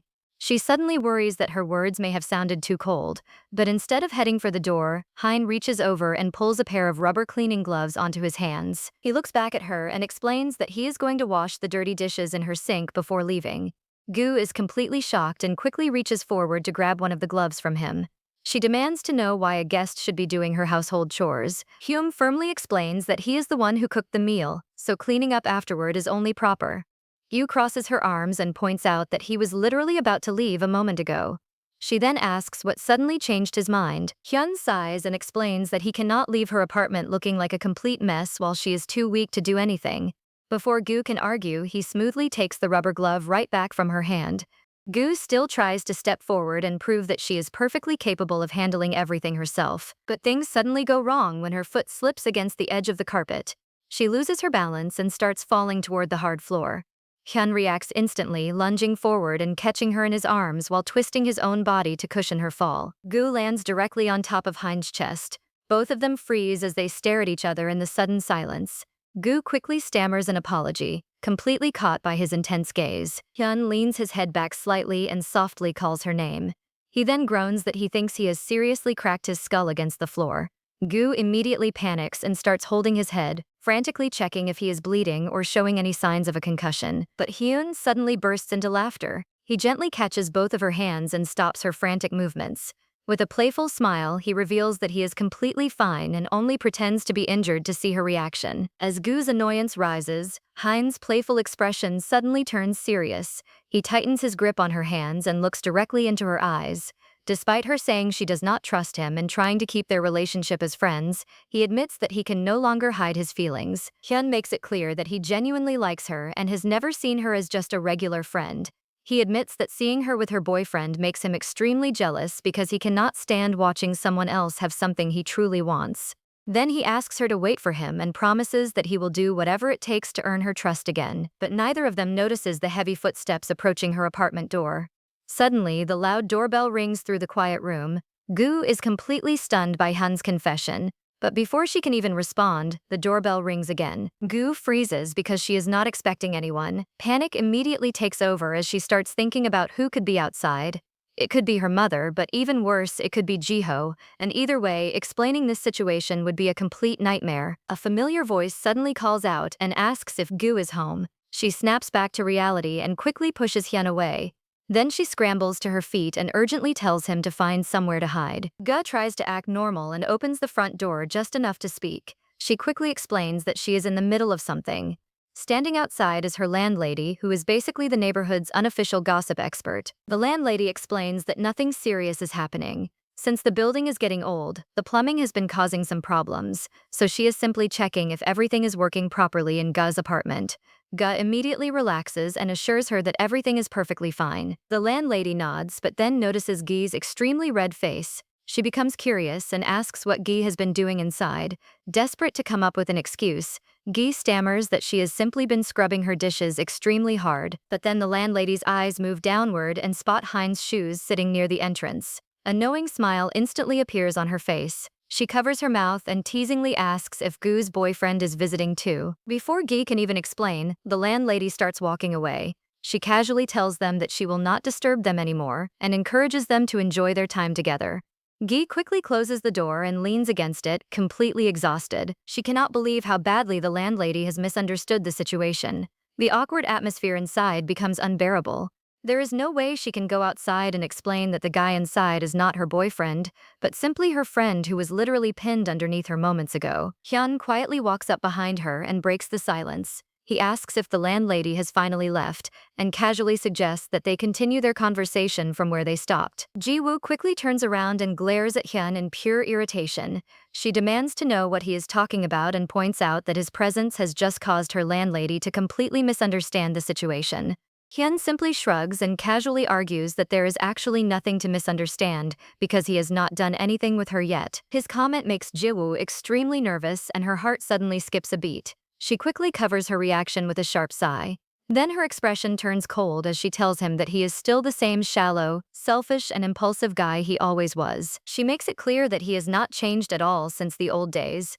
Before Hyun can say anything else, Ji-woo pushes him out into the hallway. She then slams the door shut right in his face. Standing outside, Hyun scratches the back of his neck and feels slightly guilty. He tries to explain that the timing simply feels right in that moment, which is why the confession suddenly comes out. Before leaving, he calls out one last time and asks if Ji-woo is really angry with him. Inside the apartment, Ji-woo sits down on the floor with her back against the closed door. Her mind becomes a complete mess. Deep down, she knows that they really did like each other back then, but she cannot understand why she is only learning about his feelings now when it is already too late to change anything. Later that evening, some childhood friends of Jiho and Sua gather at a local takeout restaurant. Sua is already sitting at the table when the guys arrive. One of them immediately asks where Jiho is and why he does not arrive with her. Sua explains that Jiho is going to be late tonight. She then turns around and complains about how they always ask her about his whereabouts. The friends laugh and point out that the two of them are practically always together, so asking her about him is completely natural. They insist there is nothing wrong with it before turning the question back on Sua. They ask why she and Jiho have never started dating despite being so close.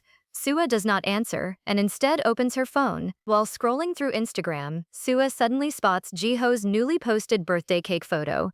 She looks up and quietly reveals that Jiho is actually spending his birthday with his real girlfriend, not with her. The friends are completely shocked by the revelation. They had no idea that Jiho already had a girlfriend. One of them finds it hard to believe that he actually goes out and finds a girlfriend despite having someone like Sua constantly beside him. Another friend quickly tells everyone to drop the subject, but the atmosphere has already become awkward. One of them then looks at Sua with genuine concern and asks if she is really okay with the situation. Sua forces a casual smile and insists that she and Jiho are just friends. She says there is absolutely nothing to worry about. The friend slowly nods but then points out a painful possibility. He explains that Sua might be able to accept things for now. But if Jiho eventually meets someone he truly falls in love with, would she really be okay with being pushed aside and becoming his second choice? The question leaves Sua completely silent. She sits there for a few moments, thinking about what he just said. Then the painful truth finally settles in. No, she would not be okay with that at all. Later that night, Sua and Jiho walk through the park together. Jiho asks what she was discussing with their friends because the guys were giving him some seriously strange looks. Sua casually explains that they were pestering her again about when the two of them would finally start dating. She tells him that she shut them down by reminding them that he already has a girlfriend. But before Jiho can respond, Sua suddenly stops walking. She softly calls his name and asks if he can ever imagine the two of them actually dating. Jiho turns toward her and asks how she feels about the idea. Sua admits that she honestly cannot imagine it. She wonders if dating him would really feel any different from the close friendship they already have. Jiho smiles and suddenly takes both of her hands. He explains that dating would actually be completely different because real couples can openly walk around while holding hands like this. He then leans closer and asks if she wants to know what being a couple would really be like. That question suddenly triggers a dangerous thought in Sua's mind. She starts wondering what would happen if Gu and Jiho broke up and whether she could finally date him for real. The thought scares her so much that she quickly pulls her hands away. Sua forces a laugh and says the conversation is getting way too embarrassing. Jiho simply laughs and tells her that she is overreacting. He then suggests that they should probably head home. As they continue walking, the atmosphere becomes strangely quiet. Sua starts regretting bringing up the question because things suddenly feel awkward between them. She has spent a long time imagining what dating Jiho would actually be like. She knows how caring Jiho is and how well he would treat her. They would probably have a great time together, and if anything terrible ever happened to her, he would be the first person to rush to her side. But that same reliability is exactly what scares her the most. Sua is terrified that crossing the line could eventually make her lose Jiho completely. Because of that fear, she deliberately keeps a wall between them and constantly insists that they remain friends. She would rather keep him in her life as a friend than risk losing him entirely. Trying to break the uncomfortable silence, Sua playfully bumps his shoulder against his ribs. She asks if he is really sulking just because she called his hand-holding comment cheesy. Then she suggests that they grab a drink together to make up for it, but before Jiho can answer, his phone suddenly buzzes with a new notification. He checks the screen and his expression immediately changes.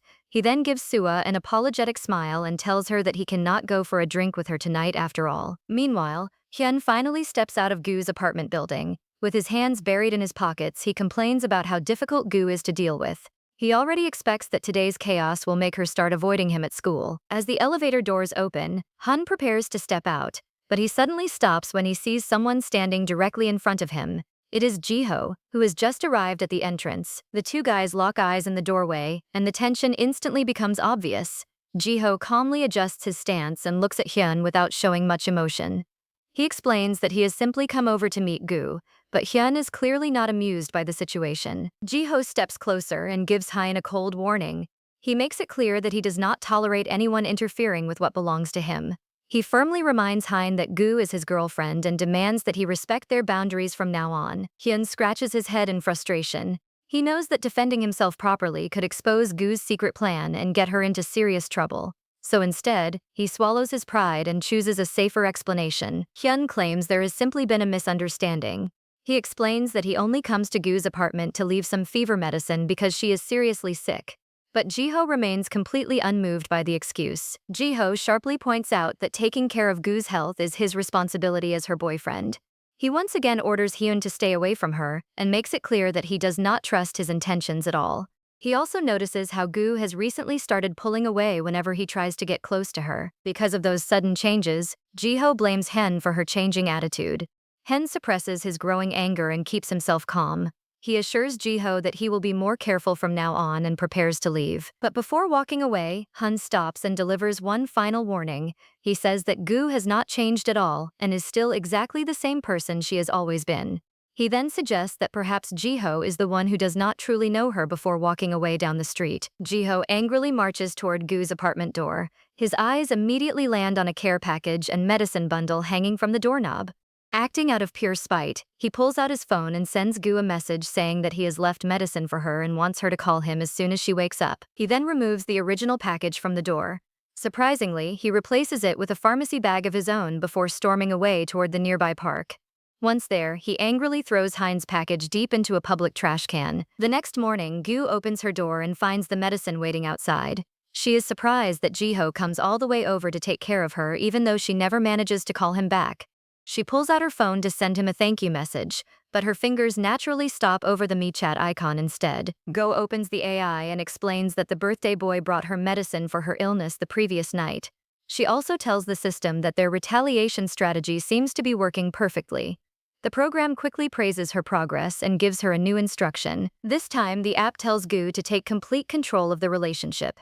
Gu immediately starts sweating nervously and wonders how she is supposed to pull off something that bold.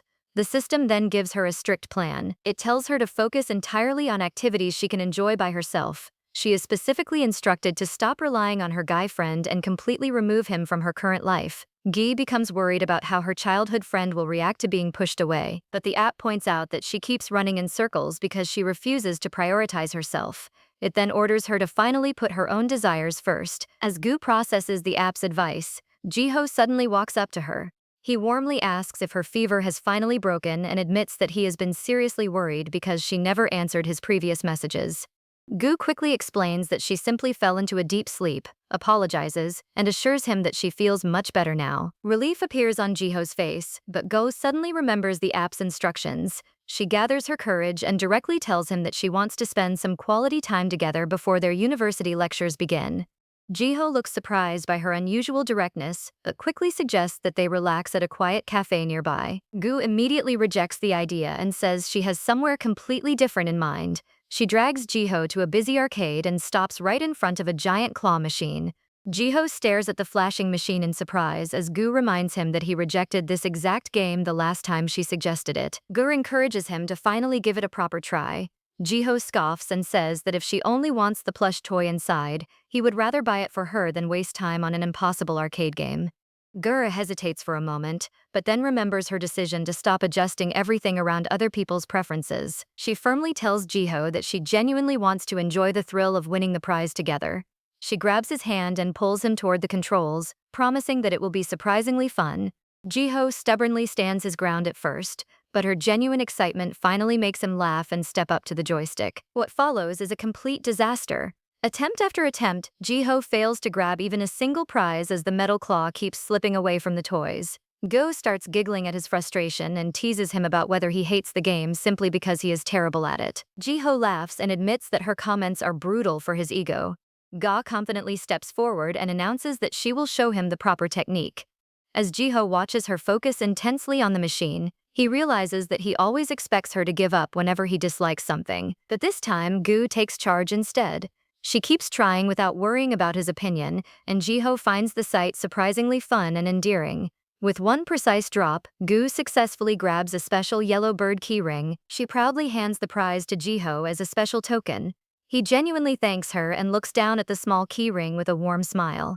Gu then tells him that he has to hang it on his backpack immediately and demonstrates by attaching an identical one to her own bag. Gu admits that she fully expects him to reject such a childish accessory, but surprisingly, Jiho simply holds out his backpack and asks her to attach it for him.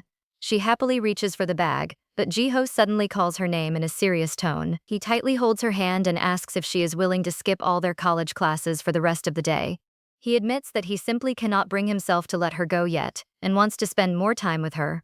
Gu is completely shocked by the suggestion. She points out that Jiho has an immaculate attendance record and has never skipped a lecture before. She asks what has suddenly gotten into him. She also reminds him that she has already missed too many classes because of their recent drama and cannot afford to fall behind any further. Gu gently squeezes Jiho's hand and promises to see him later before rushing toward the campus elevator. As the metal doors close, she looks around the empty elevator, surprised by how easily she now stands up for her own schedule. But in her hurry, the identical yellow bird keyring slips from her bag and falls onto the floor outside. A moment later, Jiho walks up and notices the fallen keyring. He picks up the small plastic bird and stares at it silently. Despite finally getting to spend time with Gu after days of tension, he realizes that he still lets her walk away without trying to stop her. The realization leaves Jiho deeply unsettled. He is surprised by how strongly he wants to keep her around and cannot understand why her recent independence is affecting him so much. Meanwhile, the meddler is also surprised by the intensity of his reaction to Gu's changed behavior. The app praises Gu for her progress and points out that she is finally breaking away from her old pushover behavior. Gu responds that lately, the application seems to be subtly mocking her intelligence. The app simply explains that it is being brutally honest with its feedback. Gu then explains that she deliberately ignored Jiho the previous day before calling him first the next morning. She reveals that the move is meant to make herself harder to get. The app agrees and explains that this is exactly why Jiho is now more concerned about her and desperate to spend more time together. The meddler then gives her another strategy. If she successfully performs one more perfect push and pull interaction, Jiho will become even more dependent on her. According to the app, that will create the perfect opportunity for Gu to finally end the relationship. Gu remains hesitant about the idea of actually breaking up with him. Before anything else can happen, she stays silent for a long moment. Then Yun suddenly notices her from a distance and appears directly behind her. Gu is startled and quickly turns around. She demands to know how he manages to find her so easily. Yan admits that he does not really know how, but somehow she always manages to stand out to him. Yen notices her loose clothing and questions why someone recovering from a fever would dress like that. He warns that she could easily catch a chill again. Gu insists that she is completely recovered and explains that the loose top is intentionally slipped off one shoulder as part of her style. Yan immediately looks away, his face turning slightly red. He asks if she is intentionally trying to show off again. He then warns that she clearly is not sick enough and still needs to suffer a little more before coming to her senses. Gu notices how intensely he is blushing. She quickly realizes that her romantic charm offensive is actually having an effect on him. When Yun asks what she means, she casually dismisses the comment and says it is nothing. Yun then nervously asks if she saw her boyfriend the previous day. Gu explains that Jiho only dropped some medicine at her door before leaving. Yan then reveals that he actually ran into Jiho directly in front of her house the previous day. Gu's face immediately turns pale. She demands to know what he is talking about and asks why he waited so long to tell her. Completely shocked by the revelation, she repeatedly hits him with her elbows in frustration. Yun doubles over from the impact while Gu remains horrified. She realizes that Jiho's unusually cold behavior the previous day may have been caused by that confrontation. The situation suddenly makes his recent attitude much easier to understand. Meanwhile, Yun finally manages to catch his breath. Gi asks what he means when he says he feels relieved. He explains that her powerful reaction proves she has completely recovered from her illness. He then reminds her that their movie assignment report is due that same day. Because of the deadline, he tells her that they need to start working immediately. Exhaustion weighs heavily on Gu as she walks home after a long closing shift. Her mind keeps replaying her final interaction with Hyun at the cafe. When she tries to leave early, Hyun suggests walking home together since he is almost finished with work. But Gu quickly refuses because the emotional tension between them feels too dangerous. Gu says goodbye and walks away, but Hyun gently tells her to get home safely. He even promises to walk her home the next day.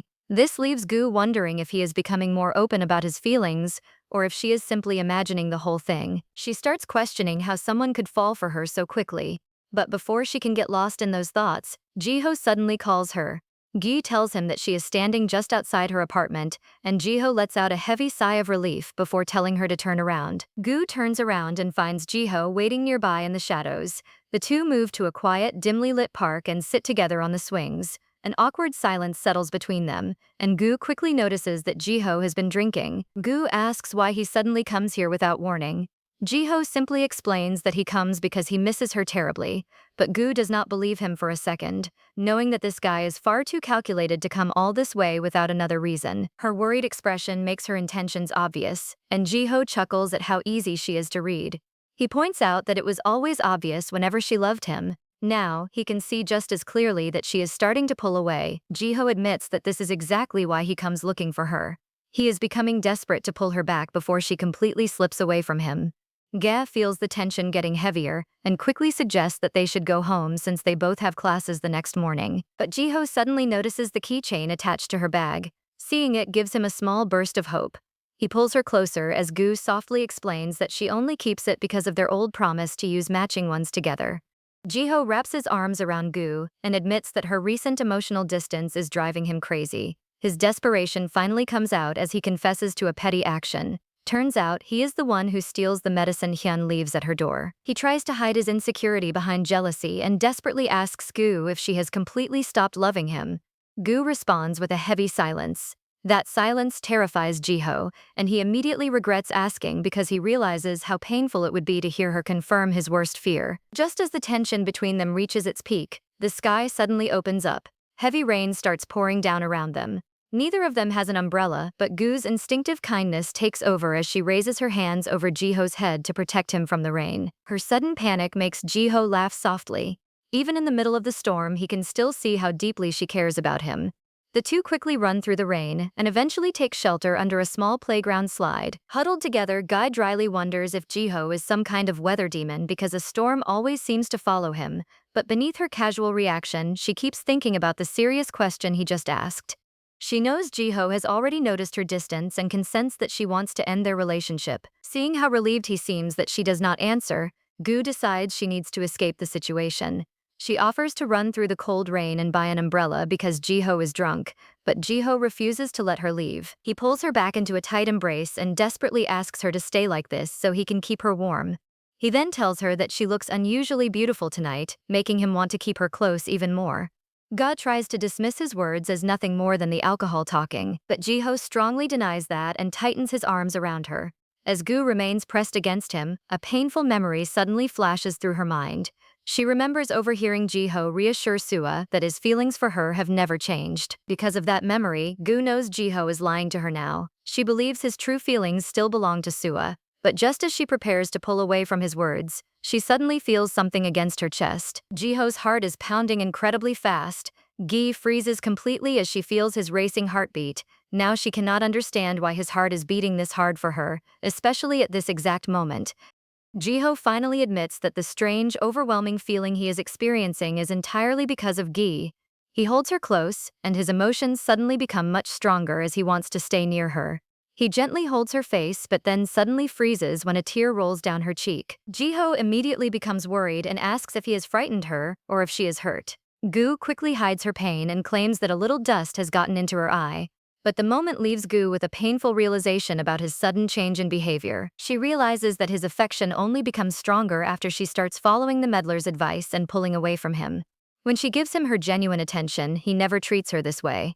Now that she stops chasing him, his feelings suddenly become much more obvious. Gu begins to believe that Jiho never truly appreciates her for who she is. She notices that the rain has finally stopped and insists that they should head home. As they walk down the sidewalk, an uncomfortable silence settles between them. Jiho remains deeply bothered by Gu's tears. He keeps trying to understand why the atmosphere suddenly changes so much. Then he remembers the truth he has been hiding about how their relationship begins. Back then, Sua is the one who introduces Jiho and Gu. She encourages him to date Gu because she is such a sweet girl. Jiho agrees that Gu is cute, but he also knows that Sua understands his feelings for her. To Jiho, the situation feels like another cruel test. Whenever he tries to get closer to Sua, she effortlessly avoids him. Frustrated by her behavior, Jiho eventually shoves his umbrella into Sua's hands during a sudden downpour and storms away into the rain. That is when Gu suddenly appears. She selflessly holds an umbrella over Jiho because she cannot stand watching him get soaked. Acting out of frustration and wanting to spite Sua, Jiho asks Gu if she likes him. Gu honestly confesses that she does. Her confession gives Jiho exactly what his bruised ego needs at that moment. Back in the present, Jiho looks at Ga walking beside him and decides that he needs to treat her better. He becomes determined to fill her heart with affection for him again. Jiho reaches out and takes Gu's hand as they continue walking.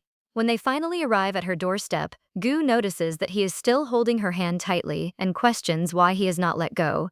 Jiho admits that he is terrified of letting Gu go. He desperately asks her to stay with him a little longer because she has been pushing him away lately. But Gu looks at him with a heavy heart and realizes the spark she once had for him is completely gone. She knows how beautiful it would have been if he had shown this affection from the beginning. But now, it is simply too late. Ge gently pulls her hand away and firmly tells Jiho that they need to break up because she no longer loves him. Without waiting for his response, Ge turns around and walks inside. Jiho remains frozen on the pavement, completely stunned by the sudden rejection. This guy finally realizes how badly he needs her, but it happens at the worst possible moment. Inside the building, Gu quickly passes her curious landlady and enters her apartment. She closes the door and collapses into the quiet room. The breakup happens much faster than she expects, and seeing the genuine pain on Jiho's face hurts more than she imagined. Even though she achieves her ultimate goal, there is no feeling of victory. Instead, Gu is overwhelmed by a strange emptiness. She feels completely hollow, as if she has become a tiny speck lost in a massive universe. Desperate for something to hold on to, Gu opens the Meddler app and tells the mysterious counselor that she has finally ended the relationship. The app asks whether the plan worked and if she feels relieved. Gu gives a heartbreaking answer, admitting that she feels absolutely nothing. The meddler explains that this numbness is normal at first. It warns her that painful memories may return and advises her to find someone she trusts when the sadness becomes too heavy. This leaves Gu wondering if she even has a single happy memory with Jiho worth missing. But as she stares at the screen, another thought comes to her. She realizes she never properly thanked Hyun for what he did for her back then. Before she can process it further, her phone suddenly lights up with an incoming call from Han. Surprised, Gu answers the call and hears Han asking if she is still awake. When she confirms that she is, he immediately asks why she has been ignoring his messages. Gu quietly apologizes, but the emotion in her voice instantly gives her away. Han quickly realizes that something is wrong. His tone changes as he asks whether she is really okay.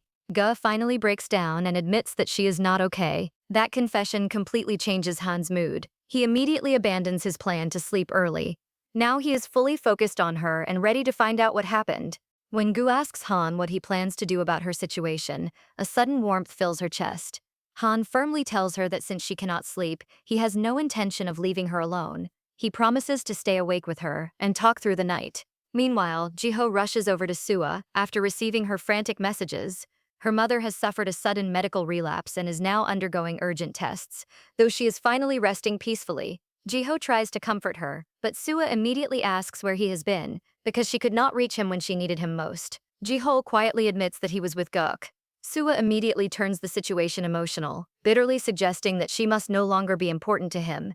She then pulls him back into her orbit by insisting that he should be by her side. Back at university, a completely different scene is unfolding. Gelt casually drops a huge bombshell on her best friend Yeji by revealing that she has officially broken up with Jiho. Surprisingly, Gelt looks happier than ever, showing off a newfound sense of freedom that leaves Yeji completely stunned. Yet she cannot understand why Gong suddenly ends things when everything seemed fine. Gong simply smiles and brushes the question aside, but despite her cheerful expression, her behavior is completely strange. She tries to eat her soup with chopsticks while holding her pen upside down. Yeji quickly notices that Gu is clearly distracted by something. Turns out, her mind is still stuck on the previous night's phone call with Han. Gu remembers nervously asking Han what they could possibly talk about all night. But Han keeps the conversation simple and comforting instead of questioning her depression. He talks about the stray cat at the art studio and listens to Gri ramble about how terrifying his older brother Kyung looks. Han stays on the phone until Gar's heavy eyelids finally close. He quietly remains there as she falls into a peaceful sleep. Gar realizes that if Han had not reached out during her lowest moment, she might have been completely overwhelmed by misery. Her thoughts are suddenly interrupted by a phone notification. Han messages her and asks her to leave class a little early so they can meet. Daps immediately focuses on the new message, unaware of how much this simple invitation is about to change her day. Han takes Gap straight to a local arcade, claiming that a loud and flashy gaming zone is the perfect cure for her messy mind. He hands her a basketball and challenges her to make a few shots. But Gups keeps missing, and her frustration only gets worse. Seeing her struggle, Han steps behind her and gently guides her hands on the ball. Gudul immediately freezes because his hands are much larger than hers, and he is standing extremely close. On his count of 3, they shoot together, and the ball goes perfectly through the hoop. Gur turns bright red and quickly moves away, complaining that Han is standing way too close. Han simply smirks and starts teasing her skills. He challenges her to a bet, and Gur ends up losing. Now Han gets a free wish from her. He playfully pats her head and calls her a sore loser who talks too much. But beneath the teasing, his expression softens as he asks if she is finally feeling better after looking so troubled earlier. Touched by how easily he notices her emotions, Gail takes a breath and tells him that she has officially broken up with Jiho. She admits that she falls into a heavy depression afterward, but Han's constant presence over the past 2 days helps pull her out of it. Han looks genuinely relieved when he sees her smiling again, but their peaceful moment quickly ends when they realize they are already late for work at the studio. To make things worse, a huge movie crew has blocked the street, leaving them trapped behind a massive crowd. Guy starts worrying about Kong's reaction to their lateness. Suddenly, Han reaches down and firmly takes her hand. He tells her not to worry and promises to get her safely through the crowd. True to his word, Han skillfully leads her through the chaos. Once they finally reach the other side, Guam thanks him and asks him to let go of her hand. But Han tightens his grip instead and confidently says he has no intention of letting go. He reminds Gunsat that she no longer has a boyfriend who can stop him. Gunsat playfully asks if holding hands is the prize he wants from their arcade bet. Han immediately realizes she is trying to trick him into wasting his precious wish on something so simple. With a knowing smirk, Han finally releases her hand. He explains that he is saving his ultimate wish for a special moment that belongs only to the two of them. Gino teases him for being sneaky and bold, but she cannot hide the flutter in her chest. Holding hands still feels a little too intense for her complicated emotions, so God compromises by gently wrapping her fingers around Han's index finger instead. She suggests that they walk like this for now, leaving Han completely charmed by how effortlessly adorable she is. Later during class, God's phone buzzes with a message from Han. He teasingly asks if she is still broke and offers to treat her to a delicious dinner. God immediately agrees and sends him a sweet heart emoji, making Han's face suddenly turn red. Han stares at the emoji and notices how much it resembles Gisip's refif face. He starts giggling in the middle of class, leaving everyone around him completely confused. Before he can reply, a student council member recruits the group to pull old festival decorations from the campus storage room. Because Han is tall, he gets assigned to the job. He quickly messages Gu and asks her to meet him at the storage shed, since her class ends earlier. Gu happily heads there, expecting to spend some quiet time with him. But things suddenly get worse. A familiar figure appears directly in her path, and it is Jiho. He casually asks about her weekend, but Gi responds with a cold glare and makes it clear that she has nothing left to say to him. Jiho refuses to give up. He admits that he spends the entire weekend suffering over their breakup and desperately tries to figure out what went wrong. He begs Gurai to tell him what mistake he made so he can fix it and bring her back.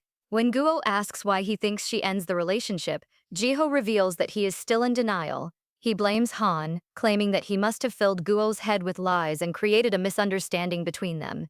Hearing him shift the blame again, finally pushes Guo over the edge. Gort pulls her hand away and confronts him about the real problem. She explains that his complete lack of boundaries with Sua is what destroys their relationship. She admits that constantly feeling like a third wheel in her own relationship becomes exhausting. Gui points out that everyone else can see how toxic their dynamic is, yet Jiho refuses to notice it. She demands that he finally give up and walk away. Jiho stands frozen as a painful realization hits him. He realizes that his desperate need to keep Gutmas may not come from genuine love. Instead, it is driven by a stubborn sense of responsibility that has been suffocating both of them. Before the confrontation can go any further, Han suddenly steps in. This guy completely ignores Jiho and casually approaches Guy. He asks if she can help him carry some heavy boxes in exchange for a free meal. Furious at the interruption, Jiho steps between them and orders Han to give them some space because they are having a private conversation. Jiho does not flinch for a second. He looks straight into Jiho's eyes with a cold and calm expression. Then this guy drops a brutal truth without any hesitation. He reminds Jiho that none of this matters because Jiho is no longer his girlfriend. Ju watches everything in complete shock. Hierin easily destroys her ex-boyfriend's last bit of pride. Then he gently takes her hand and tells her she is far too kind to people who only take advantage of her. He also jokingly says they should have linked arms to make Chuho's defeat hurt even more. His words instantly remind Ju of the past. She remembers how Sua always wraps herself around Juo to show everyone that he belongs to her. Because of those memories, Juo finally decides to do the same. She firmly loops her arm through Hyen's arm, and the two walk away together while Juo stands alone in silence, completely defeated. Back at the university, Sua stands with her group of friends. Everyone keeps talking around her, but she cannot focus at all. A heavy feeling of anxiety keeps growing because Jiho has not sent her a single message since everything that happened a few days ago. Sua suddenly looks out of the window. She immediately spots Jiho and Guy having a very heated confrontation in the courtyard below. Her friends casually mention that the atmosphere between the two has been extremely tense ever since they broke up. Surprisingly, this simple comment hits Sua like a truck because she never knows about the breakup. She freezes in complete shock. Anger and confusion quickly take over because Jaeho hides such a huge change from her. Meanwhile, Gori stays completely unaware of everything around her. She continues walking with Haeyeon as if nothing else matters. Hyeon smoothly asks if she is ready to grab something to eat. Gi reminds him that they are supposed to organize decorations inside the storage shed. Turns out, Hyeon flashes a playful smile and admits that the entire task is completely fake. He only makes up the excuse to rescue her from that uncomfortable meeting with her ex. Gidai immediately feels touched by what he does. She admits that she is wishing for someone to save her just moments before he appears. Then she playfully tells him that he is actually becoming very useful. Hearing suddenly feels guilty because she trusts him so easily and so innocently. Wanting to return the favor, Ju invites Hyeon to attend the upcoming campus festival with her. She promises to make sure he has an unforgettable time. Hyeon immediately teases her by asking if this invitation is actually a romantic confession. Ju gets embarrassed and quickly tries to take back her invitation, but this guy smiles and assures her that he has no intention of missing the festival. Hearing reveals that he is already planning to use the campus festival to make a very special wish. His words immediately make Gin nervous. She starts wondering if this guy is secretly talking about a confession. Sensing her reaction, Hearing jokingly blames her red face on hunger. He casually reaches into his pocket to grab his phone and search for a good restaurant. But things get worse when he realizes the phone is completely missing. He remembers leaving it behind while rushing out of the storage room. Hearing tells the teasing Gui to head to the restaurant first and order the food while he runs back across campus. Hearing quickly returns to the storage room. He finds his phone exactly where he leaves it. Then he sends Gui a message saying he finally finds it. Guian simply calls him an idiot and tells him to hurry up. Just as Horifrian reaches for the storage room doorknob, something suddenly stops him. He hears the muffled voices of Jiho and Swoo coming from inside. Their conversation sounds serious and emotional. Because of that, Horifrian quietly stays outside and listens. Stuck in the hallway, hears Sua tearfully asking why Jiho completely ignores all of her calls. Jiho coldly says that he only needs some space to clear his mind, but Sua immediately asks if the rumors about his breakup are true. She also wonders if his failed relationship is connected to what happens between them. Hearing becomes even more interested as the conversation continues. Jiho dismisses everything that happens between him and Sua as nothing more than a meaningless accident. Those cold words deeply hurt Sua. The painful silence makes everything even heavier.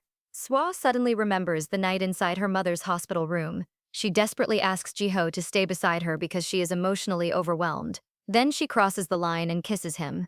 Jiho immediately pushes her away and insists that she is only acting because of the stress caused by her mother's illness. Sua refuses to believe his excuse. She directly asks if he has truly fallen in love with Gui. Listening from outside, Guian's annoyance quickly turns into pure disgust. Turns out, he realizes these two are hiding a secret that goes far beyond ordinary friendship. Hyeon decides that he is hurt enough and prepares to step in. But at that exact moment, Gi sends a message to his missing phone, complaining that she is starving. The loud notification suddenly echoes through the hallway.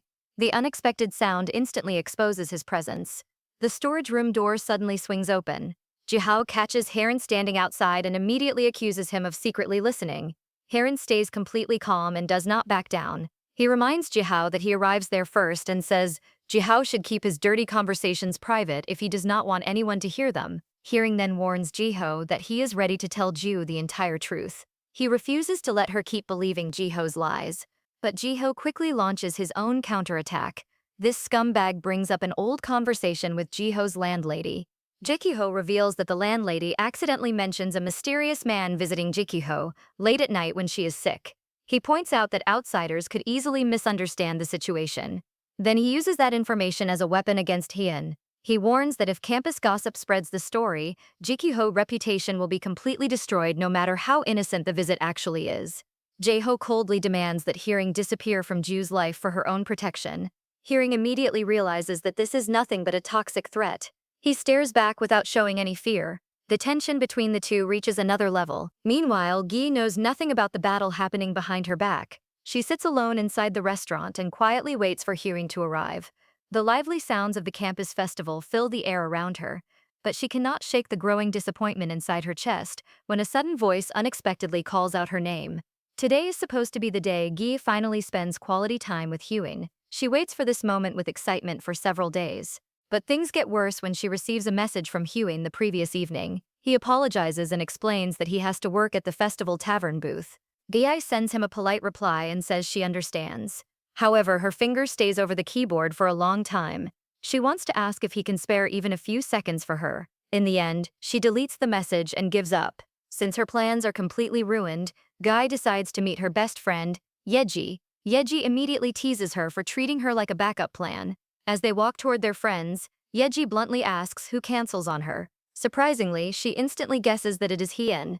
Guy freezes because her friend figures everything out so easily. Yeji only laughs at her reaction. She points out that the chemistry between Guy and Hien is painfully obvious. According to her, the two of them are doing a terrible job of hiding their feelings. Guy quickly defends Hien by saying he is simply busy with work. But then she looks across the crowded festival plaza. She spots Hien casually talking with everyone around him. The sight immediately changes her mood. Guy sits down with the group at the festival table. She watches a pretty junior student happily gathering around Hien. He easily handles the crowd with his usual charm. Because of that, Guy becomes jealous and starts believing this guy cancels their special day just to spend time with his female juniors. Her thoughts are suddenly interrupted. One of her classmates asks if she plans to get back together with her toxic ex, Chiho. Jiho firmly rejects the idea, without any hesitation. Then the classmate excitedly offers to introduce her to a nice guy who has been secretly admiring her for a long time. Before Guy can even respond, Hien suddenly appears at their table. He brings a tray full of free food and casually asks if he can join them. Yeji immediately teases him for avoiding his serving duties. Guy secretly rolls her eyes because she still refuses to believe he is actually working that hard. The atmosphere suddenly becomes tense. Han carefully asks about the blind date everyone is discussing. The moment Yeji confirms that another guy is interested in Gui, Han quietly reaches under the table. He firmly grabs Gui's hand before she can pull it away, while keeping a completely relaxed smile on his face. Still acting perfectly normal in front of everyone, Hien secretly moves his index finger across Guy's open palm. He traces letters one by one without saying a single word. His silent message desperately begs her not to accept the blind date. Ju decides to tease Hien on purpose. She looks at her friend and loudly says that she is seriously considering the blind date. Under the table, Hiren's fingers suddenly stop before shifting in frustration. His silent reaction makes his feelings impossible to hide. Their long and intense eye contact quickly catches everyone's attention. The group immediately starts joking that a secret romance might be happening between them. Hiren gets completely flustered and quickly returns to his festival duties. But before he leaves, Yeji drops a surprising truth. Yeji reveals that Huen is never assigned to work at the festival. Turns out this guy volunteers for the shift on his own without any warning. Just then, Guy's phone suddenly vibrates. She receives a message from Huen asking her to meet him outside for a private conversation. Guy quietly leaves the noisy table. She finds Hien waiting alone in a quiet corner. Keeping a little distance, she jokingly points out that he suddenly seems to have plenty of free time. Her words immediately put him on the spot. Hien wastes no time asking if she really plans to meet another man. Guy bitterly jokes that finding someone new might finally stop her from attracting terrible guys. Hien then asks if she is trying to punish him because he ruins their festival date. He sincerely apologizes for what happens. Guy immediately asks why he volunteers for the festival shift, if he only plans to avoid her. Hien finally gives in and tells her the truth. He admits that Gi's threats about destroying her reputation never leave his mind. On top of that, the campus juniors keep asking questions after seeing him pull her away from her ex. Hien admits that he keeps his distance because he wants to protect her from cruel campus gossip. He believes staying away is the only way to keep her out of an embarrassing situation. Guy immediately becomes annoyed by his reasoning. She reaches up and firmly pinches both of his cheeks while scolding him for making everything so difficult. Guy tells him that she does not care about the rumors at all. What truly upsets her is that he keeps shutting her out and making decisions without explaining anything. Hiren's face instantly turns bright red. He realizes that she is upset because she genuinely cares, and that realization makes him smile. Hien then openly admits that he becomes extremely jealous the moment she talks about the blind date. Before Gui can react, he suddenly steps behind her. He gently places his arms around her waist and pulls her closer. Gui quickly warns that someone might notice them, but Hien quietly tells her they are hidden in the darkness and refuses to let go. Guy keeps nervously talking, but Hien suddenly cups her cheek and leans in very close.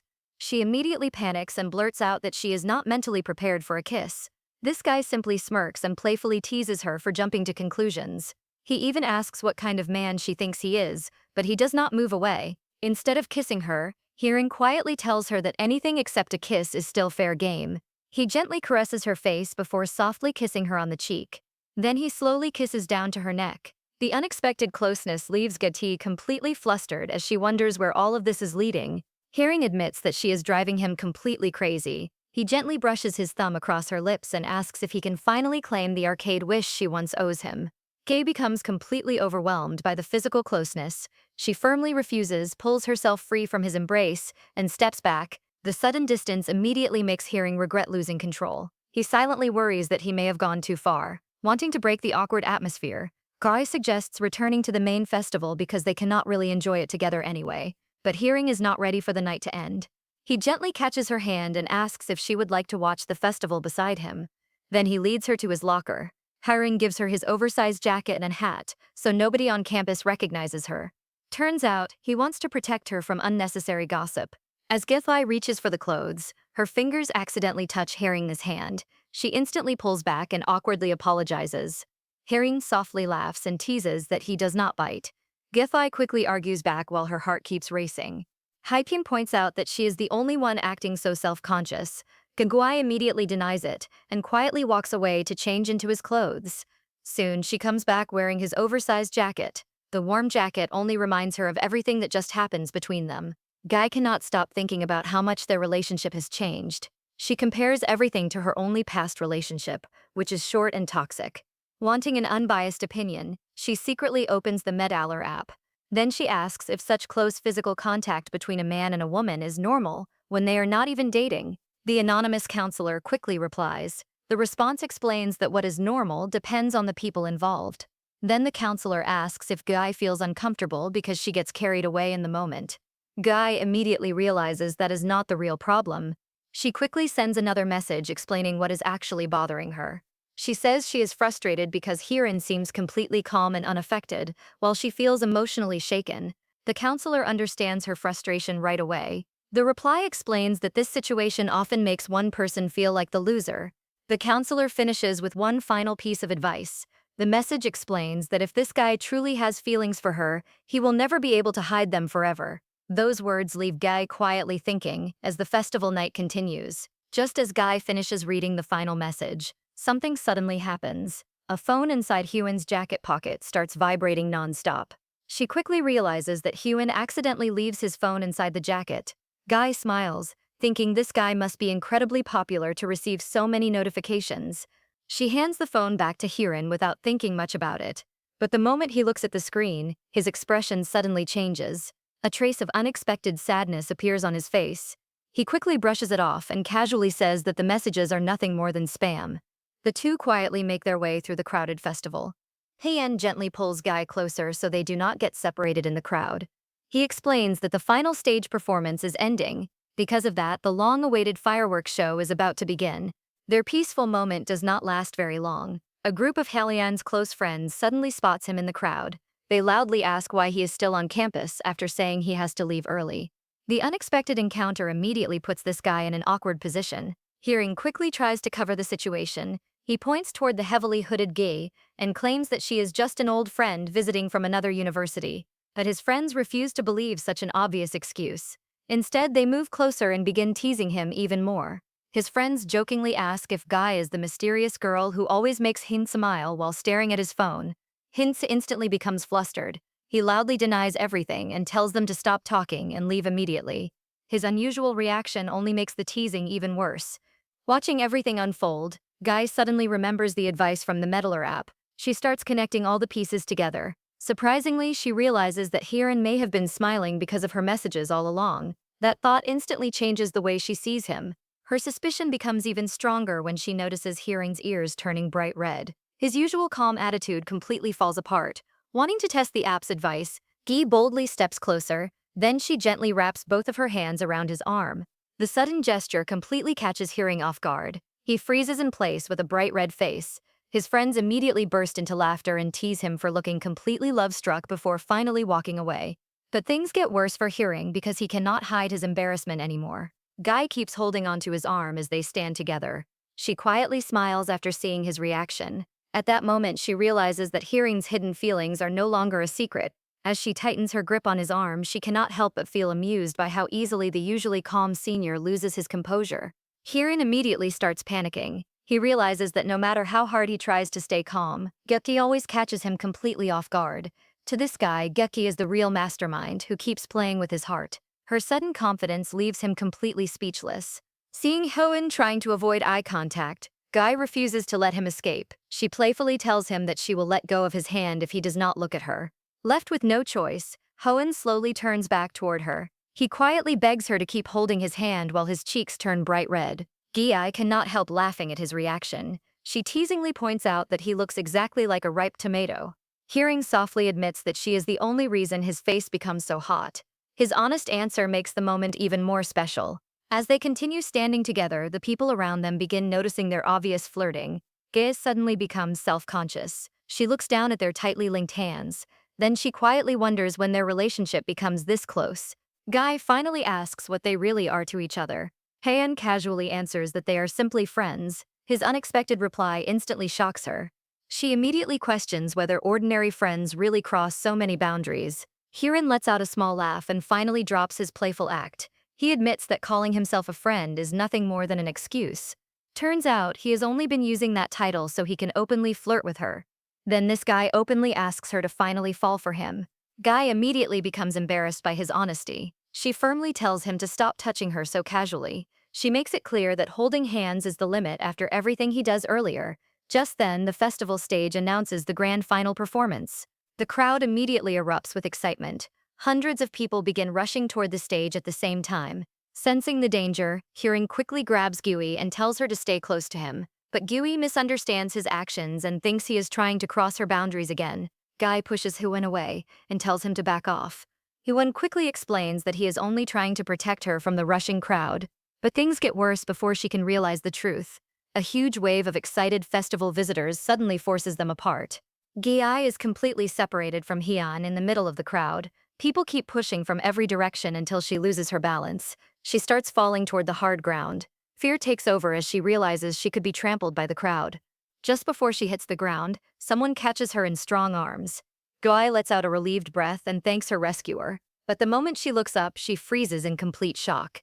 The person holding her is her ex-boyfriend, Jiho. Jo-kyo immediately checks to see if she is hurt. He anxiously asks how she has been doing since their breakup. The awkward atmosphere instantly becomes overwhelming. Go quietly says that she needs to find her friends and leave. Just as she tries to walk away, Jo-kyo suddenly stops her. Jaeho finally stops Guy before she can leave. His voice is filled with regret as he tries to apologize for everything he does in the past. He admits that he finally understands the boundaries she keeps trying to protect. But he also realizes that he understands everything far too late. Guy immediately cuts him off before he can continue. She makes it clear that his apology means nothing now because their relationship is already over. Before the conversation can continue, one of Jiho's friends suddenly walks over. The timing instantly makes the situation even more uncomfortable. Jiho's friend quickly starts asking questions about their breakup. This scumbag even hints that Gi probably finds another man right after ending the relationship. Gi immediately feels uncomfortable hearing those words. Surprisingly, Jiho steps in and firmly tells his friend to stop talking about it. Trying to ease the tension, Jiho's friend changes the subject. He invites both of them to a campus after-party. Then he casually mentions that Gui's best friend Yeji is already completely drunk there. Hearing that immediately makes Gui worried. Meanwhile, Hearing desperately searches through the festival grounds. He looks everywhere as the crowd slowly begins to disappear. But Gui is nowhere to be found. The more he searches, the more anxious he becomes. Suddenly, Hearing's phone vibrates. He receives a short message from Gui saying that an urgent matter forces her to leave campus early. She also apologizes for suddenly canceling their plans. Hearing immediately sends a reply asking what happens and tells her he will come to her right away. As he waits for her answer, an old memory suddenly comes back. He remembers the painful time when Cry slowly drifts away from him and ignores all of his calls. Because of that memory, fear quickly fills his heart. He starts believing that no matter how close he gets to her, she will always remain out of his reach. Then Hearing suddenly looks up through the thinning crowd. His fear instantly turns into anger. Standing only a short distance away, he sees Goi together with her ex-boyfriend Jo. That single sight immediately changes everything. Meanwhile, Jiho's friend Jung Hwan keeps pressuring Giray to come with them. He claims that Yeji is completely drunk at the nearby after-party. Worried about her best friend, Girai finally agrees to go. Before leaving, she quickly sends Hirayan another message to cancel their plans. Girai realizes that her first message sounds far too cold. Because of that, she quickly sends another text explaining the situation. She tells Hira that Jiho is nearby and asks him not to come because it will only create more trouble. She also apologizes once again before waiting for his reply. Hearing soon sends back a very short message saying that he understands. The cold reply immediately makes Guai uneasy. She starts wondering if she deeply upsets him or if he is simply hiding his real feelings. The silence between them only becomes heavier. Meanwhile, the group finally arrives at a local fusion pub. On the way, Jung Hwan keeps teasing Jiho and asks if he still has feelings for his former girlfriend. Jiho simply smiles and brushes the question aside. Once they enter the crowded pub, Jiho focuses only on finding Yeji as quickly as possible so she can leave the uncomfortable place. Guy finally reaches the pub and quickly looks for Yeji. She feels relieved at first, but that relief immediately turns into annoyance. Yeji is sitting at a table completely sober. Turns out she is never drunk at all. Yeji happily explains that she is only stuck playing a few drinking games. That instantly exposes the lie Jung Hwan uses to bring Gui to the after-party. Before Gui can quietly leave, several classmates suddenly notice her. They immediately pull her into the ongoing drinking games. Genpulse reluctantly sits down with everyone. The atmosphere feels extremely uncomfortable because Genpulse is sitting in the same room. Both of them pretend to be complete strangers. That awkward silence only makes the situation even heavier. Soon, everyone at the table starts asking intrusive questions. They want to know if Guy and Jiho are secretly getting back together. Others ask what dramatic event causes their sudden breakup. The non-stop gossip quickly puts Guy under pressure. The crowd carelessly turns everything into entertainment. They describe the situation as a messy love triangle between Jiho, Sua, and Guor. Because of that, Guor starts feeling like an outsider in her own story. She finally decides that enough is enough. Guy makes a deal with everyone at the table. She promises to tell them the truth if they agree to stop bringing up the topic forever. Then she calmly explains that the breakup simply happens because of incompatible personalities. Her simple answer completely shuts down everyone's search for a bigger scandal. Across the table, Jung Hwan quietly questions Jiho. He reminds him that this entire situation is arranged to help him talk with Kui again, but Jiho refuses to force another conversation. He admits that staying away is better because his presence only makes her more uncomfortable. Wanting to escape the suffocating atmosphere, Giwei quietly leaves for the restroom. She reminds herself how difficult it is to date someone from the same university department. Then her thoughts briefly drift toward Hieran, because he belongs to the same department. She quickly pushes that thought away. Guy suddenly realizes that Han still has not replied to her latest messages.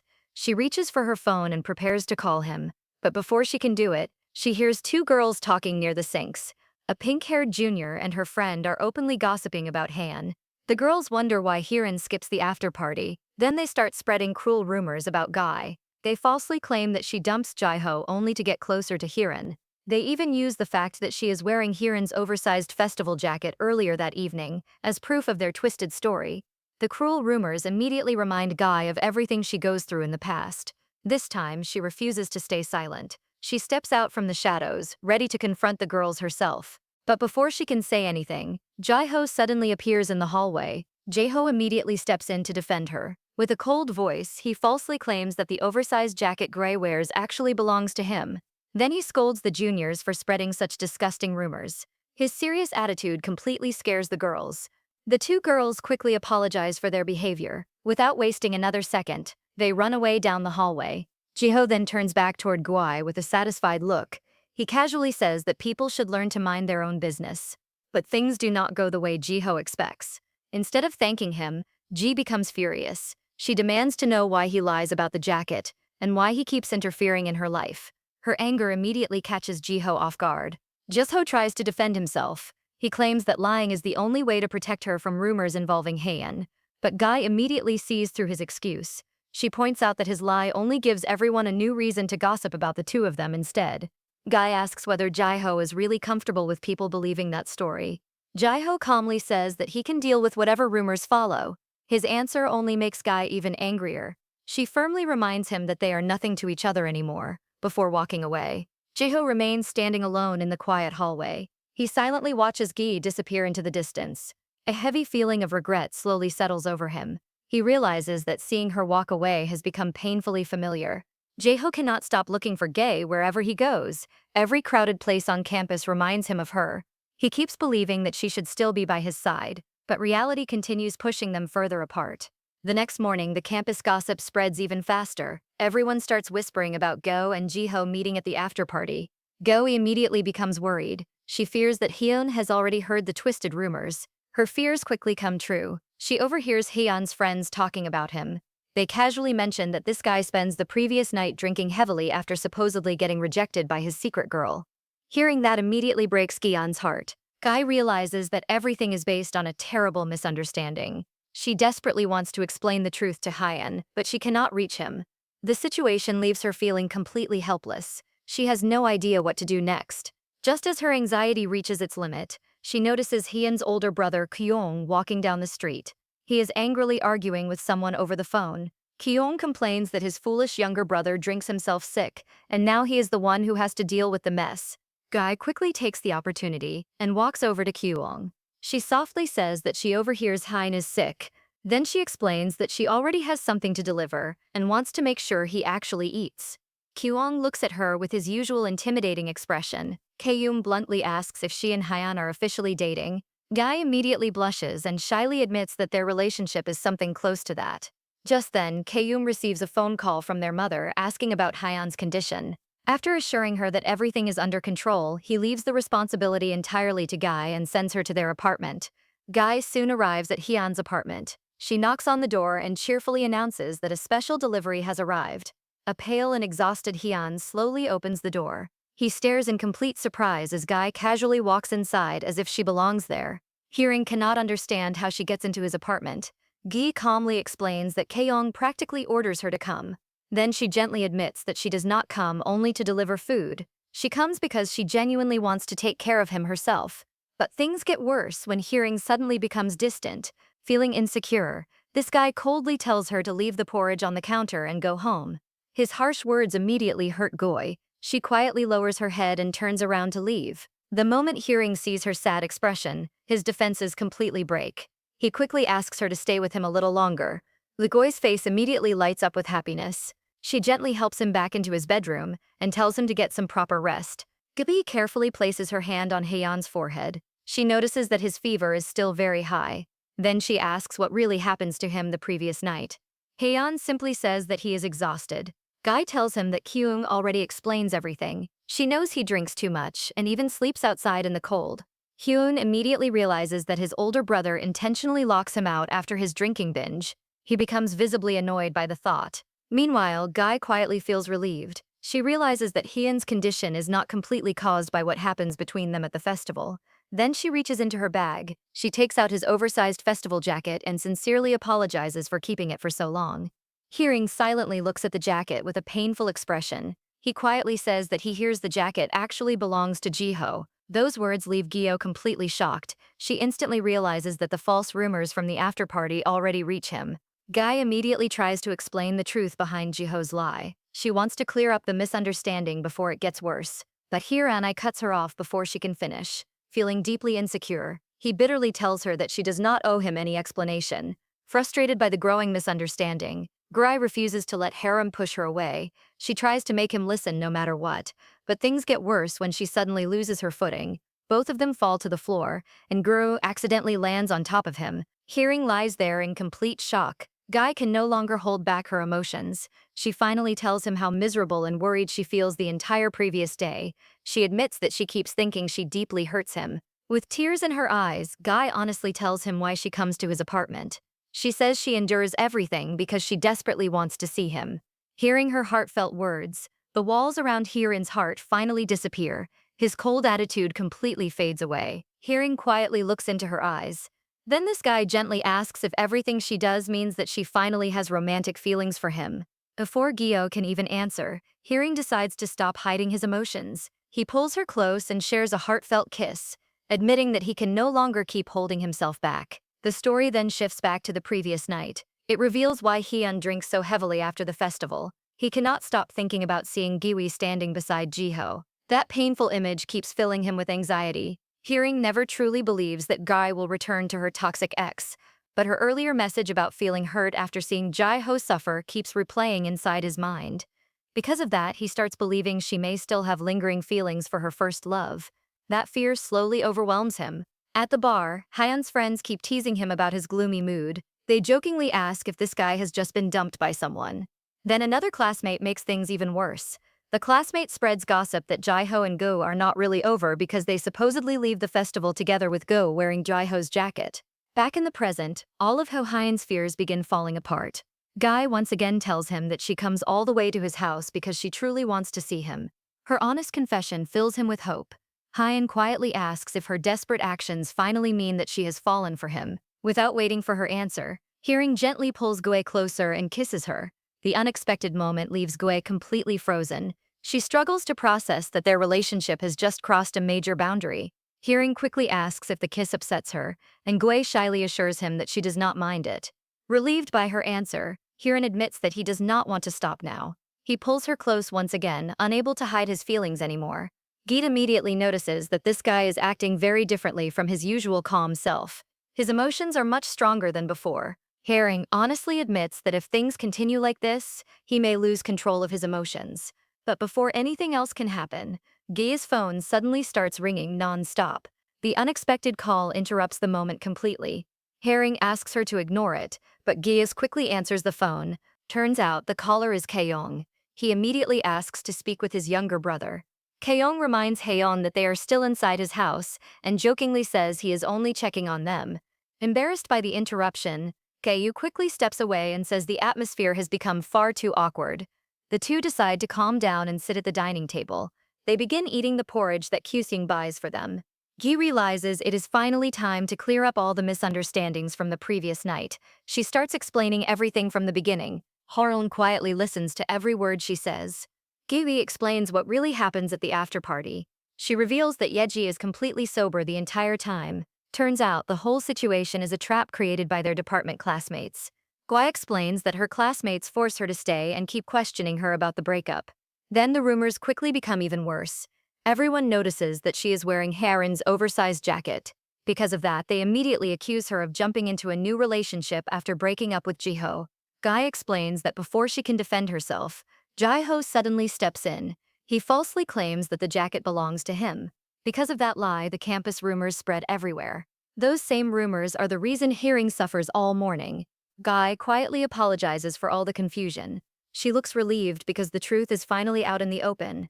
Hearing listens carefully to everything she says. He realizes that she is acting strong even though the cruel gossip hurts her deeply. Hearing gently reaches out and holds her hand. He asks if she is really okay after going through such a humiliating night. Giui assures him that she can handle everything. But Heeran can still see how difficult the situation is for her. Guy gets ready to clean the table and leave for home. But this guy suddenly pulls her back toward him. He jokingly uses his illness as an excuse and wraps his arms around her. Then he complains that he is far too weak to be left alone. Hearing asks Guy to stay beside him until he falls asleep. His request immediately makes her blush. She quickly hides her face because she is too embarrassed. Hearing only smiles after seeing her reaction. Hearing softly laughs and tells her that wanting to stay close to someone is completely natural when you are deeply in love. Gadai slowly leans closer and asks him an important question. She wants to know when he first starts having feelings for her. Hyun suddenly becomes unusually shy. He admits that his feelings begin during their freshman year at college. Then he quietly adds that the truth goes back even earlier than that. His unexpected answer completely surprises Goi. Giz stares at him in total confusion. She points out that his story does not make any sense because he rejects her back then. The room instantly falls silent. Then Hearing looks back at her with the same confusion. Hearing drops a shocking revelation. He says that for all these years he believes that Gui is actually the one who rejects him. That unexpected misunderstanding completely changes everything between them.